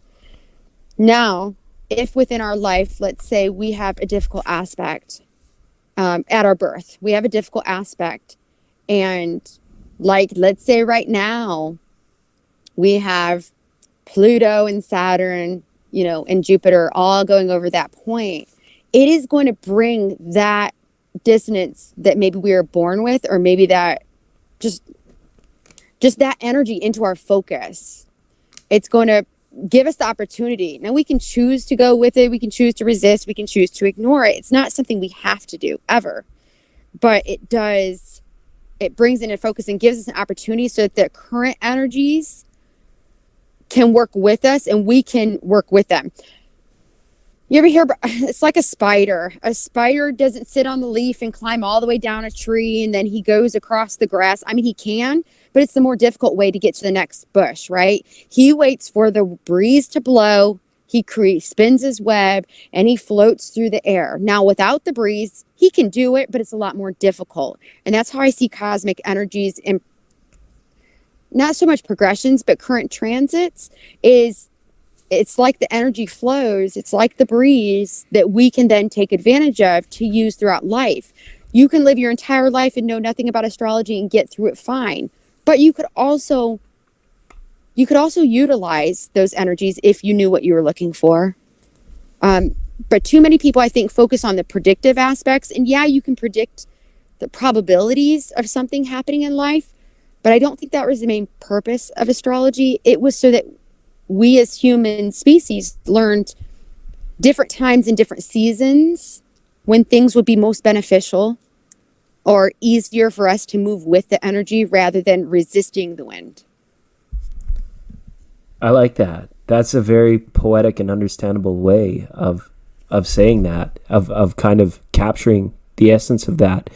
Because I'm on the same page with you in that sort of that snapshot-esque or using it as like a reference and a tool, more so than basing, waking moment decisions, out of whether or not they're supported by transits and current energies. So that's really neat. I love the way you summed that up.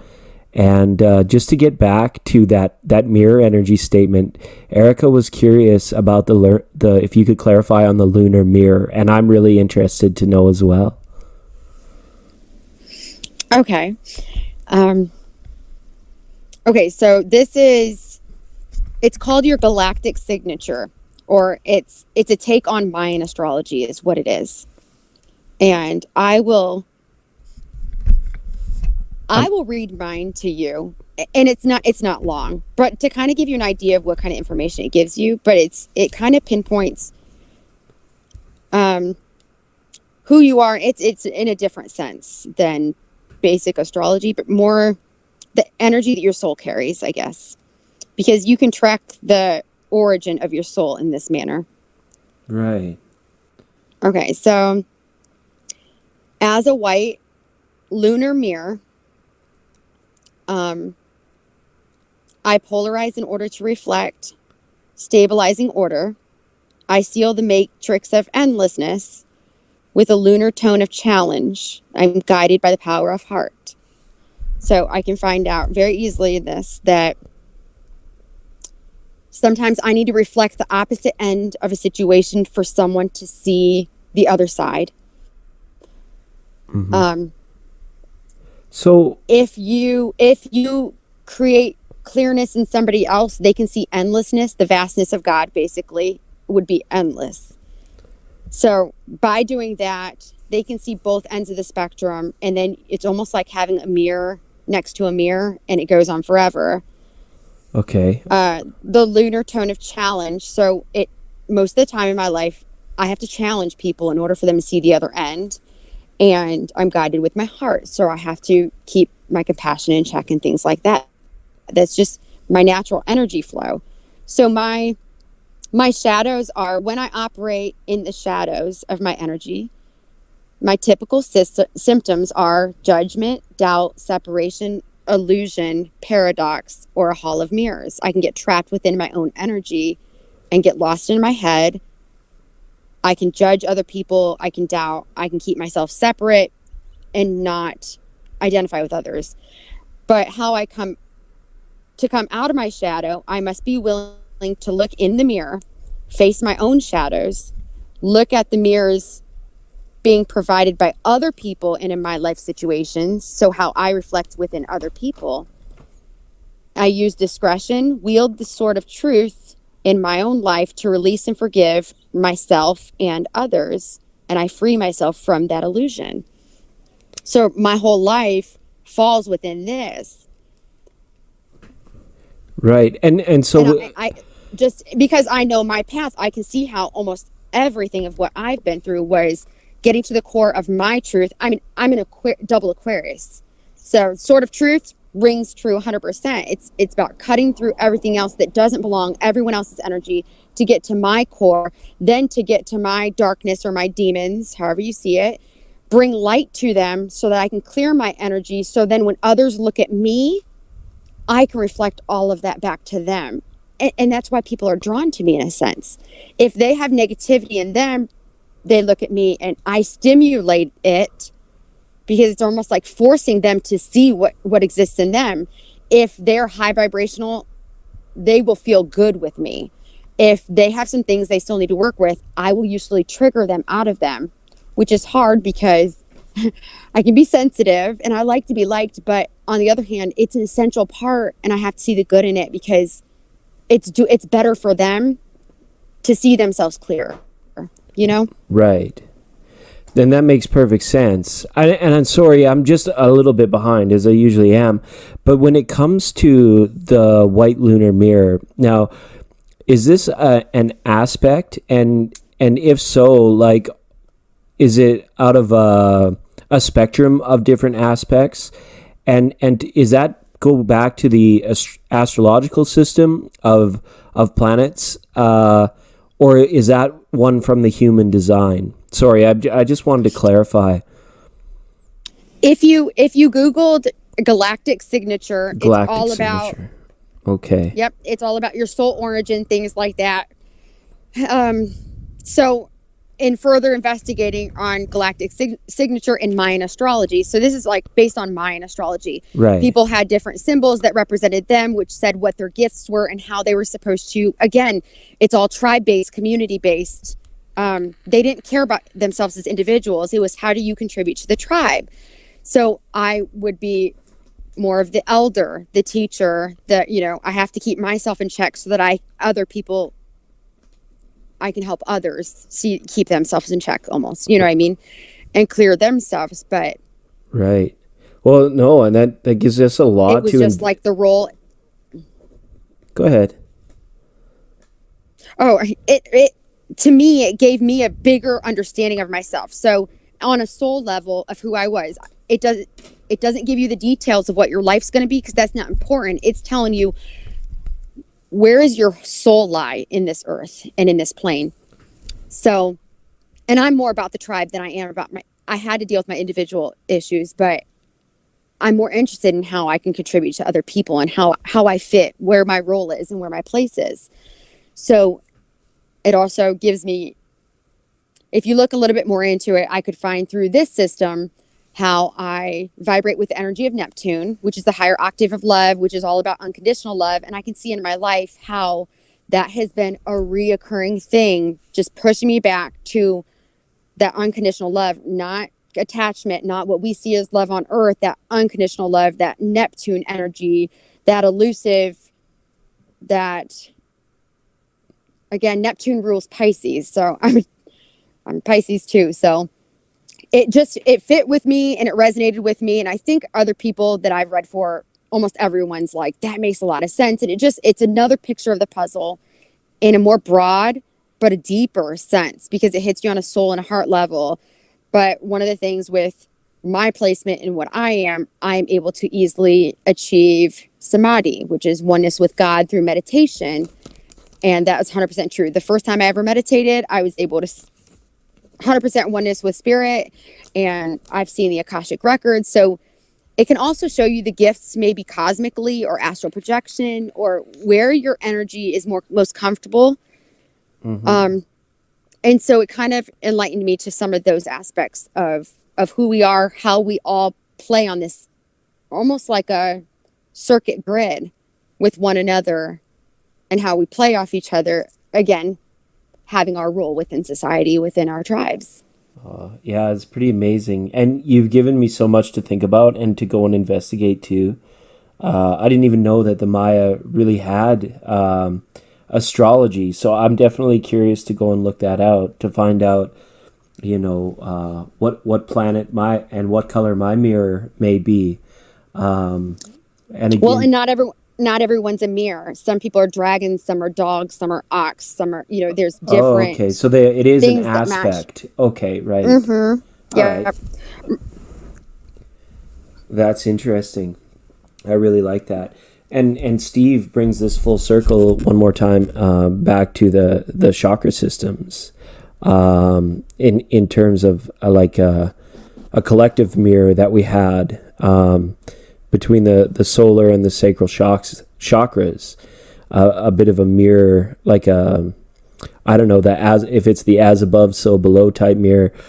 I definitely have felt my chakras mirroring energy in the past, but on the inside I've felt it almost like a direct mirror, like how my crown chakra resonates with my sacral, and then how my third eye chakra will resonate with, my crown chakra will resonate with my root, and then my sacral with my third eye, and then my throat to my solar plexus with the heart center energy being the as above so below mirror.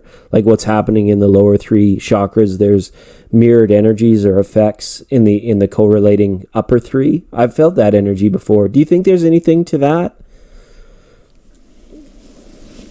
I don't know. I think that's where and I don't know if it's what he's talking about, but I think it's where our splenic energy is. I mean, we have a lot of chakras within our body. I think there's 108, I think. 108 or 109. That's what I was going to say. Yeah. But see, we have the 7 main chakras, but I would consider the splenic it should be with one of the 9 or one of the 7. I'm sorry. Within the body, just because the splenic is where intuition is and things like that. But again, your sacral energy is a reflection. It is your relationship with yourself. It's your relationship with others. In the same way, your solar plexus is your actions with others and actions with yourself, like your attitude towards each other. So it would make sense that there would be some sort of mirroring effect between the two, and that would, of course, resonate through the body because of those two. But when he said gut feeling, that just reminded me of the spleen. The spleen is that strong gut feeling, your intuition. We often think it's coming, between those two, but that's your spleen. And they go over that I have a splenic energy, that strong intuition, that gut feeling. I don't know why I feel weird about this, but I do. And that is your splenic energy. And they go over that with the human design, which is amazing. Oh, very cool. They go beyond the 7 chakras, which I like because it made a lot more sense to me. Right. Yeah, that's really cool. I like that. I guess I want to just open it up one more time if there's any more questions. I don't know how you're feeling. I'm so happy to hear your take on all these things. I know we're throwing a lot at you tonight, Christina, but it's so awesome of you to field these questions of ours. And I got to let you know, like for me, it's resonating 100%, and it's tapping into areas of unknown and future interest for me. So it's quite inspiring. So yeah, crystals, all that. I feel like mirror energy is something we could definitely spend a whole bunch of time on. And Rebecca popped in. I got her to ask a question, and then she did, and we got off on a different topic. But that's live, and that'll happen. But she did ask about cord cutting. And I'm not sure if that has to do with, like, because we've talked about, there's projection cords and manifestation cords. and synchronistic chords, which means Rebecca just jumps in as soon as I start talking about it, asking like, if we're talking about it. Have you guys talked about that yet? No, we just got to it now. But maybe you know more about intuitively what Rebecca is referring to when it comes to cord cutting. Well, every time we make a connection with anybody, anytime we make someone feel obligated or we feel obligated to somebody else, we create these or have expectations of other people. We create these energetic cords. Now, they're stronger with things like family members or friends, people we have relationships with.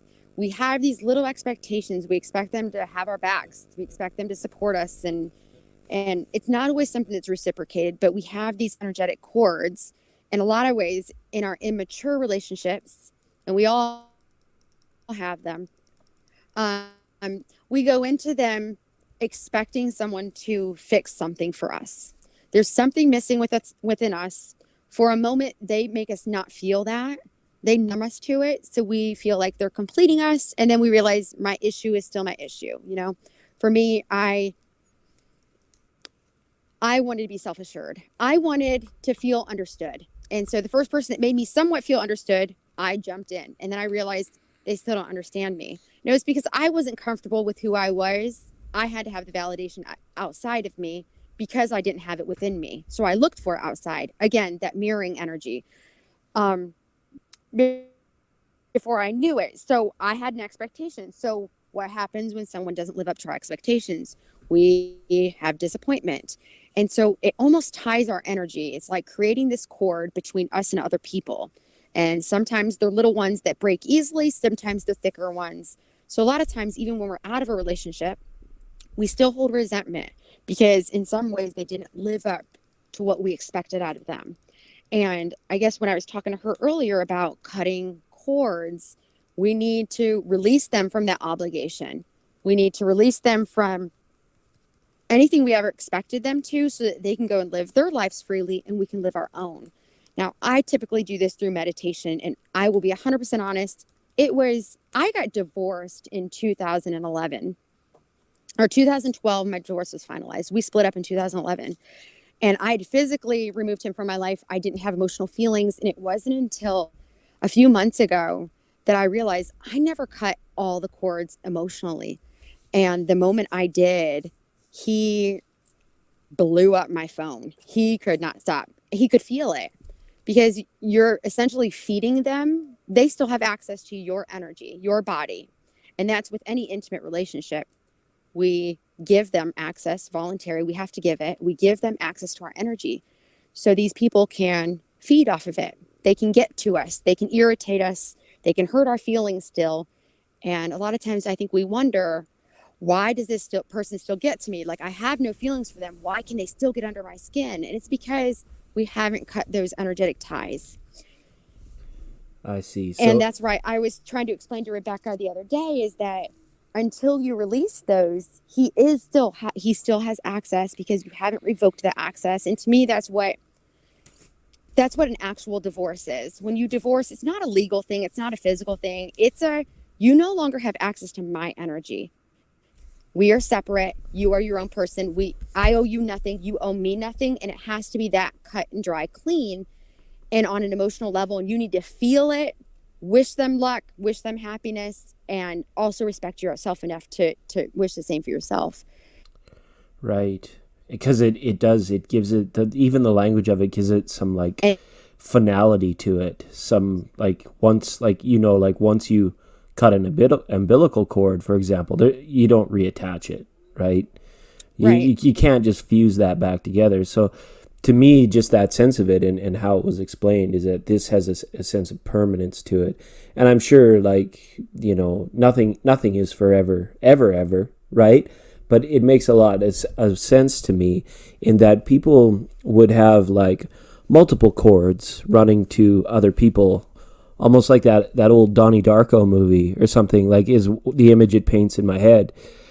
In that, say what we were talking earlier about our relationship with grandma, or even the people in our family, those cords exist there, and we choose to maintain those cords a lot of times, right? So it's like there's the opposite side of that coin too, right there, where like sometimes cords need strengthening or something. I don't know. It's interesting. It just seems like that in essence, and I know what you mean because I've been through a very terrible separation as well, and it took me a period of a couple years to do exactly as you mentioned, to completely cut off access to that energy, to that path, to influence my energy. And through, I don't know, I guess the ether is all, it would be like like Donnie Darko in a way. I don't know if you've seen that movie, but yeah, it's really interesting to me and an interesting subject for sure.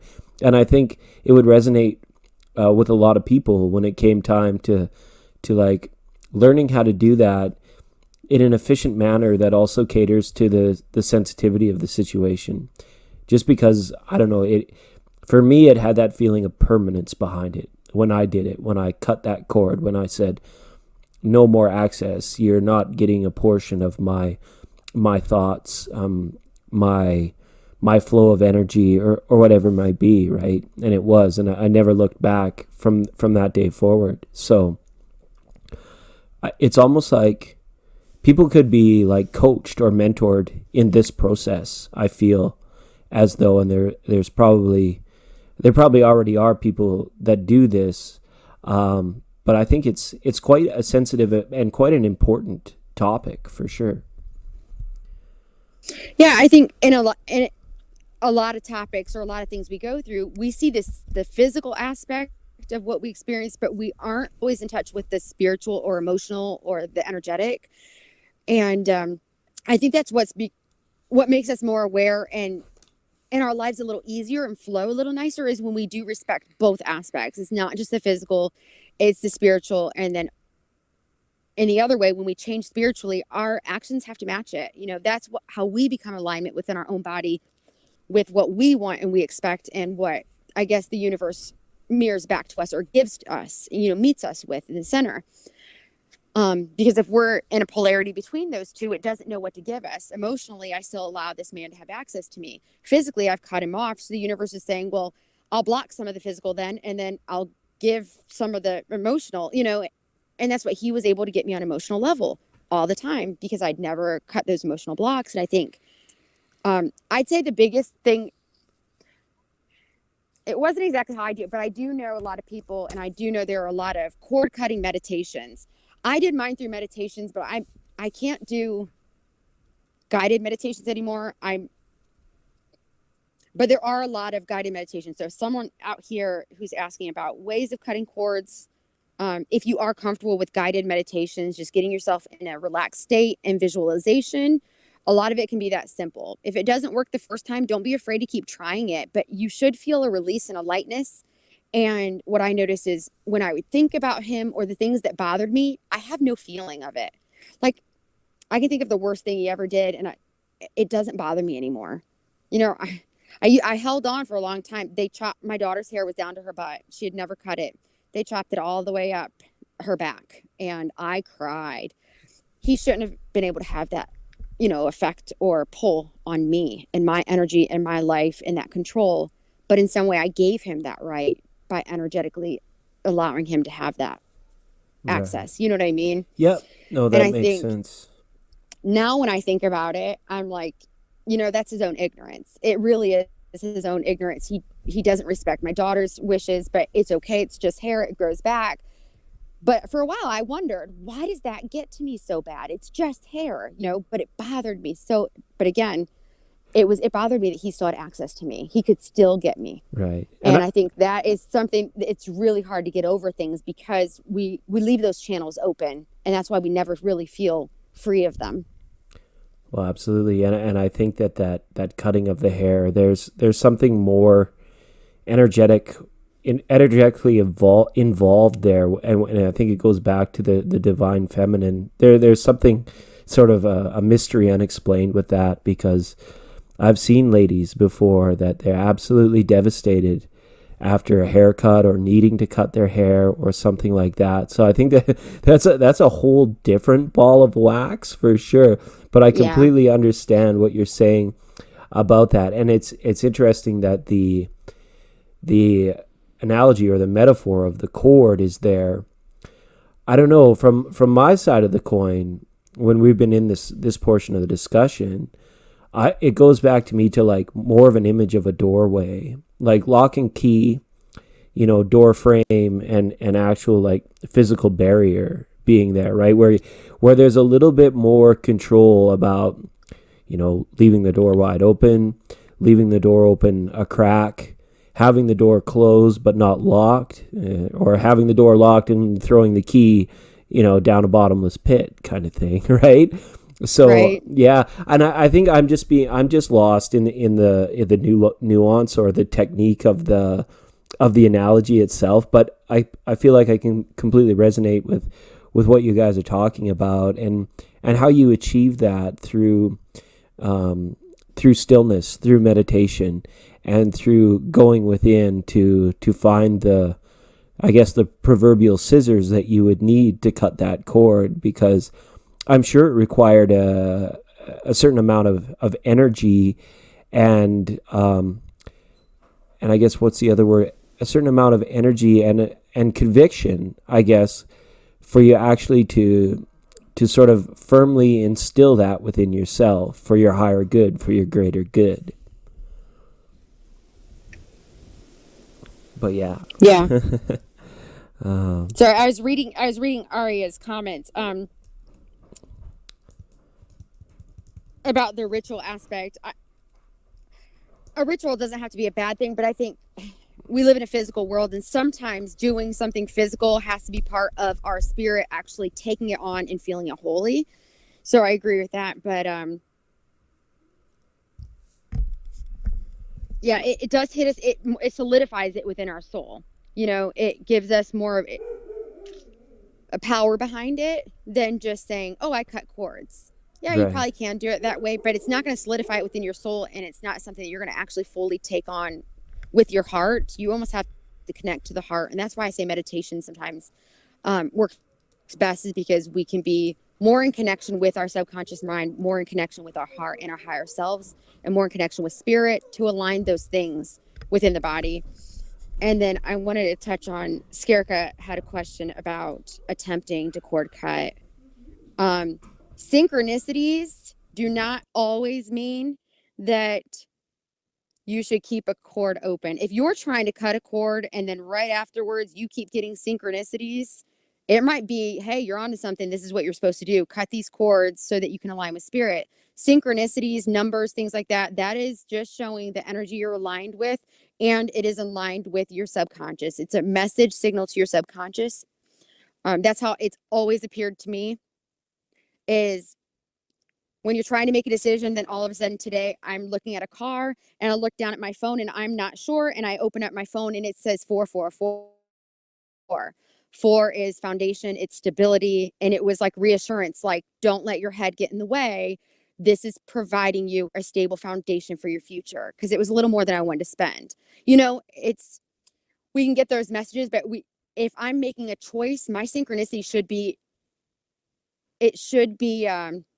reinforcing that choice. Don't see it as maybe I should just go back to this person. That's your head getting in the way, and oftentimes codependency or comfort, because we feel like but what if he changes? What if he starts giving me what I want? Or what if I gave up too soon? You're putting doubt in your mind, but at the core, at your heart, what's true. And maybe connecting with your truth would be a good thing in doing that. Absolutely. If that makes sense. Absolutely. Yeah. I just love the way that like the synchronicity rolled in on top of this, because, I love the synchronistic world, and it has brought me to the point where I do begin to second guess that stuff. I don't move with quite as much surety, because I think about future synchronicity. And I know it's like a habit that I probably shouldn't do. But yeah, definitely. And it comes back to, I think it was Shannon's points earlier about when timelines converge, when two timelines meet, and neither one of the two neither become possible. It's only the combining of the two timelines that now make the future possible, right? The future synchronicities to occur, which is rather exciting, because I realize it takes convictions, and it takes us not falling into that trap of backpedaling or pandering to these old energies or these old ideas. So, and it takes a lot of strength, I think, too, for most people. But it would be interesting to see what professional coaching on cord cutting actually looks like. And I think you've given us a really nice example of it, for sure. Yeah, and I think it's good to remember too, though, that it's always a choice. If you think there might be something there and you want to go back and you want to explore, that's your choice. It might not be the easiest way through life, but it's still your choice. And that's one thing we always have to remember, is that it's always our choice. We can remain in any situation as long as we want to, and then we can leave it when we want to. But oftentimes what causes conflict, I think, when we do choose to leave, and that's kind of why I was focusing on that aspect, is when we do choose to leave, we somewhat feel connected still. So it's about getting that clean cut so that we can move forward with clean energy and remain fresh. We're not bringing any baggage into our future. And a lot of times we forget to clear out that baggage, and you will have to clear it out eventually. So it's just about having clean breaks with new energy. But I would never tell anybody to cut a cord that they felt like they should hold on to, because I will say, sometimes you meet someone, you're together for a little while, you will be single, move your different directions, and there's a reason you kept that cord, is because later in life you're meant to meet again or rely on one another again, or you might become friends again. And I've had that happen before too, but I guess the specifics of my instruction was more towards Rebecca's, because we had talked a couple nights ago about how you feel like your ex still has control over you and you want to be done with it. And it definitely has 100% to do with what you want. Right. Yeah. And now the image that what you said is creating for me is like the image of spooling out a kite, right? Like that long cord and the kite is flying high, and you want to maintain it. You want to keep it because you feel free and liberated. Maybe when that cord between you and that person you said goodbye to is so far away that there isn't such a strong, energetic flow or even manipulations that you're speaking of. It seems like when we have the spool all wound up and the cord is only a few feet, and that person's on our immediate environment or compromising our well-being through energetic manipulation, even like on the heavy end of it, right? And I like what you said about that clean energy, because you're right, baggage does get heavy, and it's not fair to oneself to have to carry that around. But I think, when we look at that cord analogy for relationship, energetic influence post-relationship, I think I'd like to add to it by saying, like, if you treated it like a spool of yarn or the string that keeps your kite on, you can spool it out and give yourself all that freedom without cutting it. And then at a time, of place, and choosing, maybe somebody starts raveling it up at their end, and then you begin to draw closer again. Absolutely. Yeah. So I don't know. I love that you guys came in with that beautiful analogy for what that is, because you hear it a lot. Cut the cord. That's kind of it's not cliche, but it's getting there, right? Cut the cord, but it still is very valid, right, through the application, and I guess as a teaching tool for helping people to walk away, to let go, things of that nature, right? Yeah, I think if we want the universe to match us with a clean start and a new stable foundation, and even if our mindset has changed and we need a healthier foundation, we can't bring the energy of the past with us, especially in a relationship. It's not fair to us for part of our energy to be tethered back, but it's also not fair, I guess, to our partner, because they might feel they might be trying to connect in the same way that somebody else is already connected to you. And I think that's when someone still has a pull on your heart, it's hard for you to give your whole heart to someone. The cords get tangled. In the same way, if someone pulls, yeah. And we have to think about that when we do try to start a new relationship. Oftentimes we're starting it, I guess, with a little bit of clutter, but that person will feel it. They will feel it 100% every time. And they won't know what it is, but they'll feel something that doesn't feel right. And I think even sometimes other people will think their partner is cheating. And it's because they just feel that you're not all the way there. And you're not ever going to be all the way there unless you are clean of anybody else's access to your energy, to you. Yeah, I like that. That's right. And the cord analogy is even more versatile. Like, yeah, you're exactly right. The cords get tangled up, or you cross your fishing lines, and now it makes it impossible for either person. And it can become so tangled that the only option is to cut the line. And it might affect more than just you and the other person at that point in time, right? So, yeah, it's really interesting. I just wanted to pause for a second and say welcome to Magic Intuition. She has a fun point here that she was watching or come to the conclusion that Princess Diana and Marilyn Monroe were possibly and perhaps the same consciousness moving through both ladies, as they both had similarities and they died at the exact same age, which is interesting. My conspiracy mind doesn't let me believe that I think Princess Diana still walks the planet, but that's just me in my own weird way. And Marilyn Monroe, there's that whole essence of mine too. Of conspiracy around what happened back then in their lives, and I guess like the ultra famous, about either dying or maybe just disappearing from the public eye, one or the other. But it's an interesting point, because that gives way. I've heard people talking, about the time travelers, in terms of like reincarnation or past lives. There may be certain beings or essences or spirits out there that are capable of doing it almost in real time, like how we would catch a 7:30 train to be in another city by 9 o'clock. Like they almost would do this and say, these are the vessels, these are the people, and this is the path that I'm on. But it almost happens like all in a day's work, where it's like we're looking at like, okay, well, I lived this life for 80 years. There might be a certain part of you, and I know it goes back into dimensionality, but a certain part of us that comes in and experiences maybe like a nice tasty ice cream cone on a hot day as an experience to be aligned with source, to be aligned with God, and we become ultra sensitive to how awesome everything is.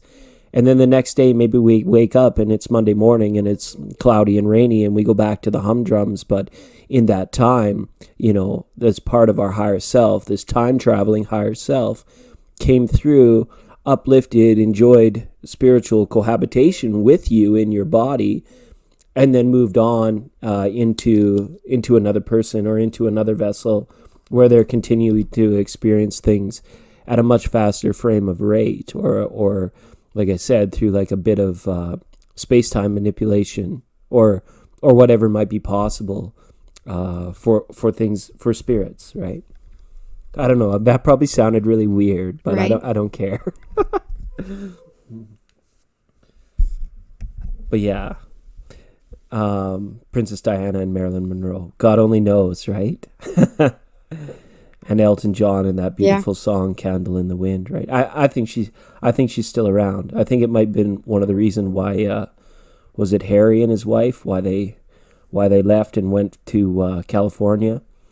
I think she might even be up in the Sierra Nevadas or just living life somewhere completely amazing, away from all of the bullshit that she probably knew was coming down the line, right? But that's just my conspiracy mind. We'll move on. I think it's possible, but I wouldn't know. Right, and I don't know either. This is just me being silly and talking about eating ice cream with Princess Diana and all that stuff. But you know what? This has been fun. We're coming up on a couple hour mark. I guess we can go around and ask for any last questions or any last comments that you might have, Christina, before we start looking forward to the next time that you're with us? Sure. Absolutely. Well, we can see if there's any questions first. I don't have any big comments I feel the need to speak right now, but if anyone has any other questions. Yeah, absolutely. We'll give the chat a minute. I'm not sure. It seems like we're pretty good. We were probably less than half a minute ahead of any delay, but the delay seems to stretch out. The longer the stream, the increase in delay. I don't know if that's just something I'm doing wrong on my end, but I'm really glad this was a success, that, you know, the audio came through clearly on both ends, and we were able to have this with our tribe, with our virtual tribe tonight. And I'm going to go ahead and record this so that we can have it as a resource. And I don't know if you want to make this a regular occurrence, maybe every couple weeks or once a month or whatever you're feeling. You can let me know, and we can do it all again. And that's good, because in that time frame we can build up a list of great topics and more great ideas to talk about, right? I was surprised by the amount of questions and the depth of their questions. So I think it's awesome to get to know everyone here a little bit better and to see what's really going on behind the scenes. I think when we just do readings and things like that here, it's awesome to catch up and chat, but I love seeing the depth and the curiosities and to be able to talk with that and to get feedback and to hear other people's opinions too. That's been amazing tonight. Yeah, it's great. We got to break through every once in a while. So yeah, it's really exciting. Okay, I think everyone is just in their thank you phases, and we want to thank all of you that have stayed with us and chatted with us throughout this conversation. I don't know if it's a vodcast, a podcast, but it's a really nice format, and I really enjoyed it. Okay. Rebecca. What is it, Rebecca? Tomorrow, LOL. Yeah. Rebecca, I'm really encouraging Christina to start a podcast. Reconvene. Should we bid each other?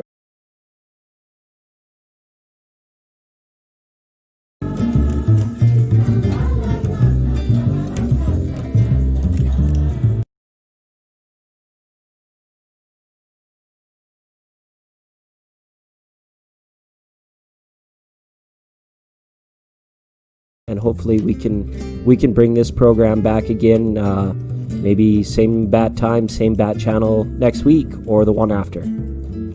Sure, absolutely. Cool. We'll chat about it later. We'll look at schedules. Okay. All right. Sounds great. Thanks so much. Sounds good. Thanks for having me. Yeah. And thanks for everyone in the chat. Thanks everyone in the chat. Ciao for now. Bye. Bye.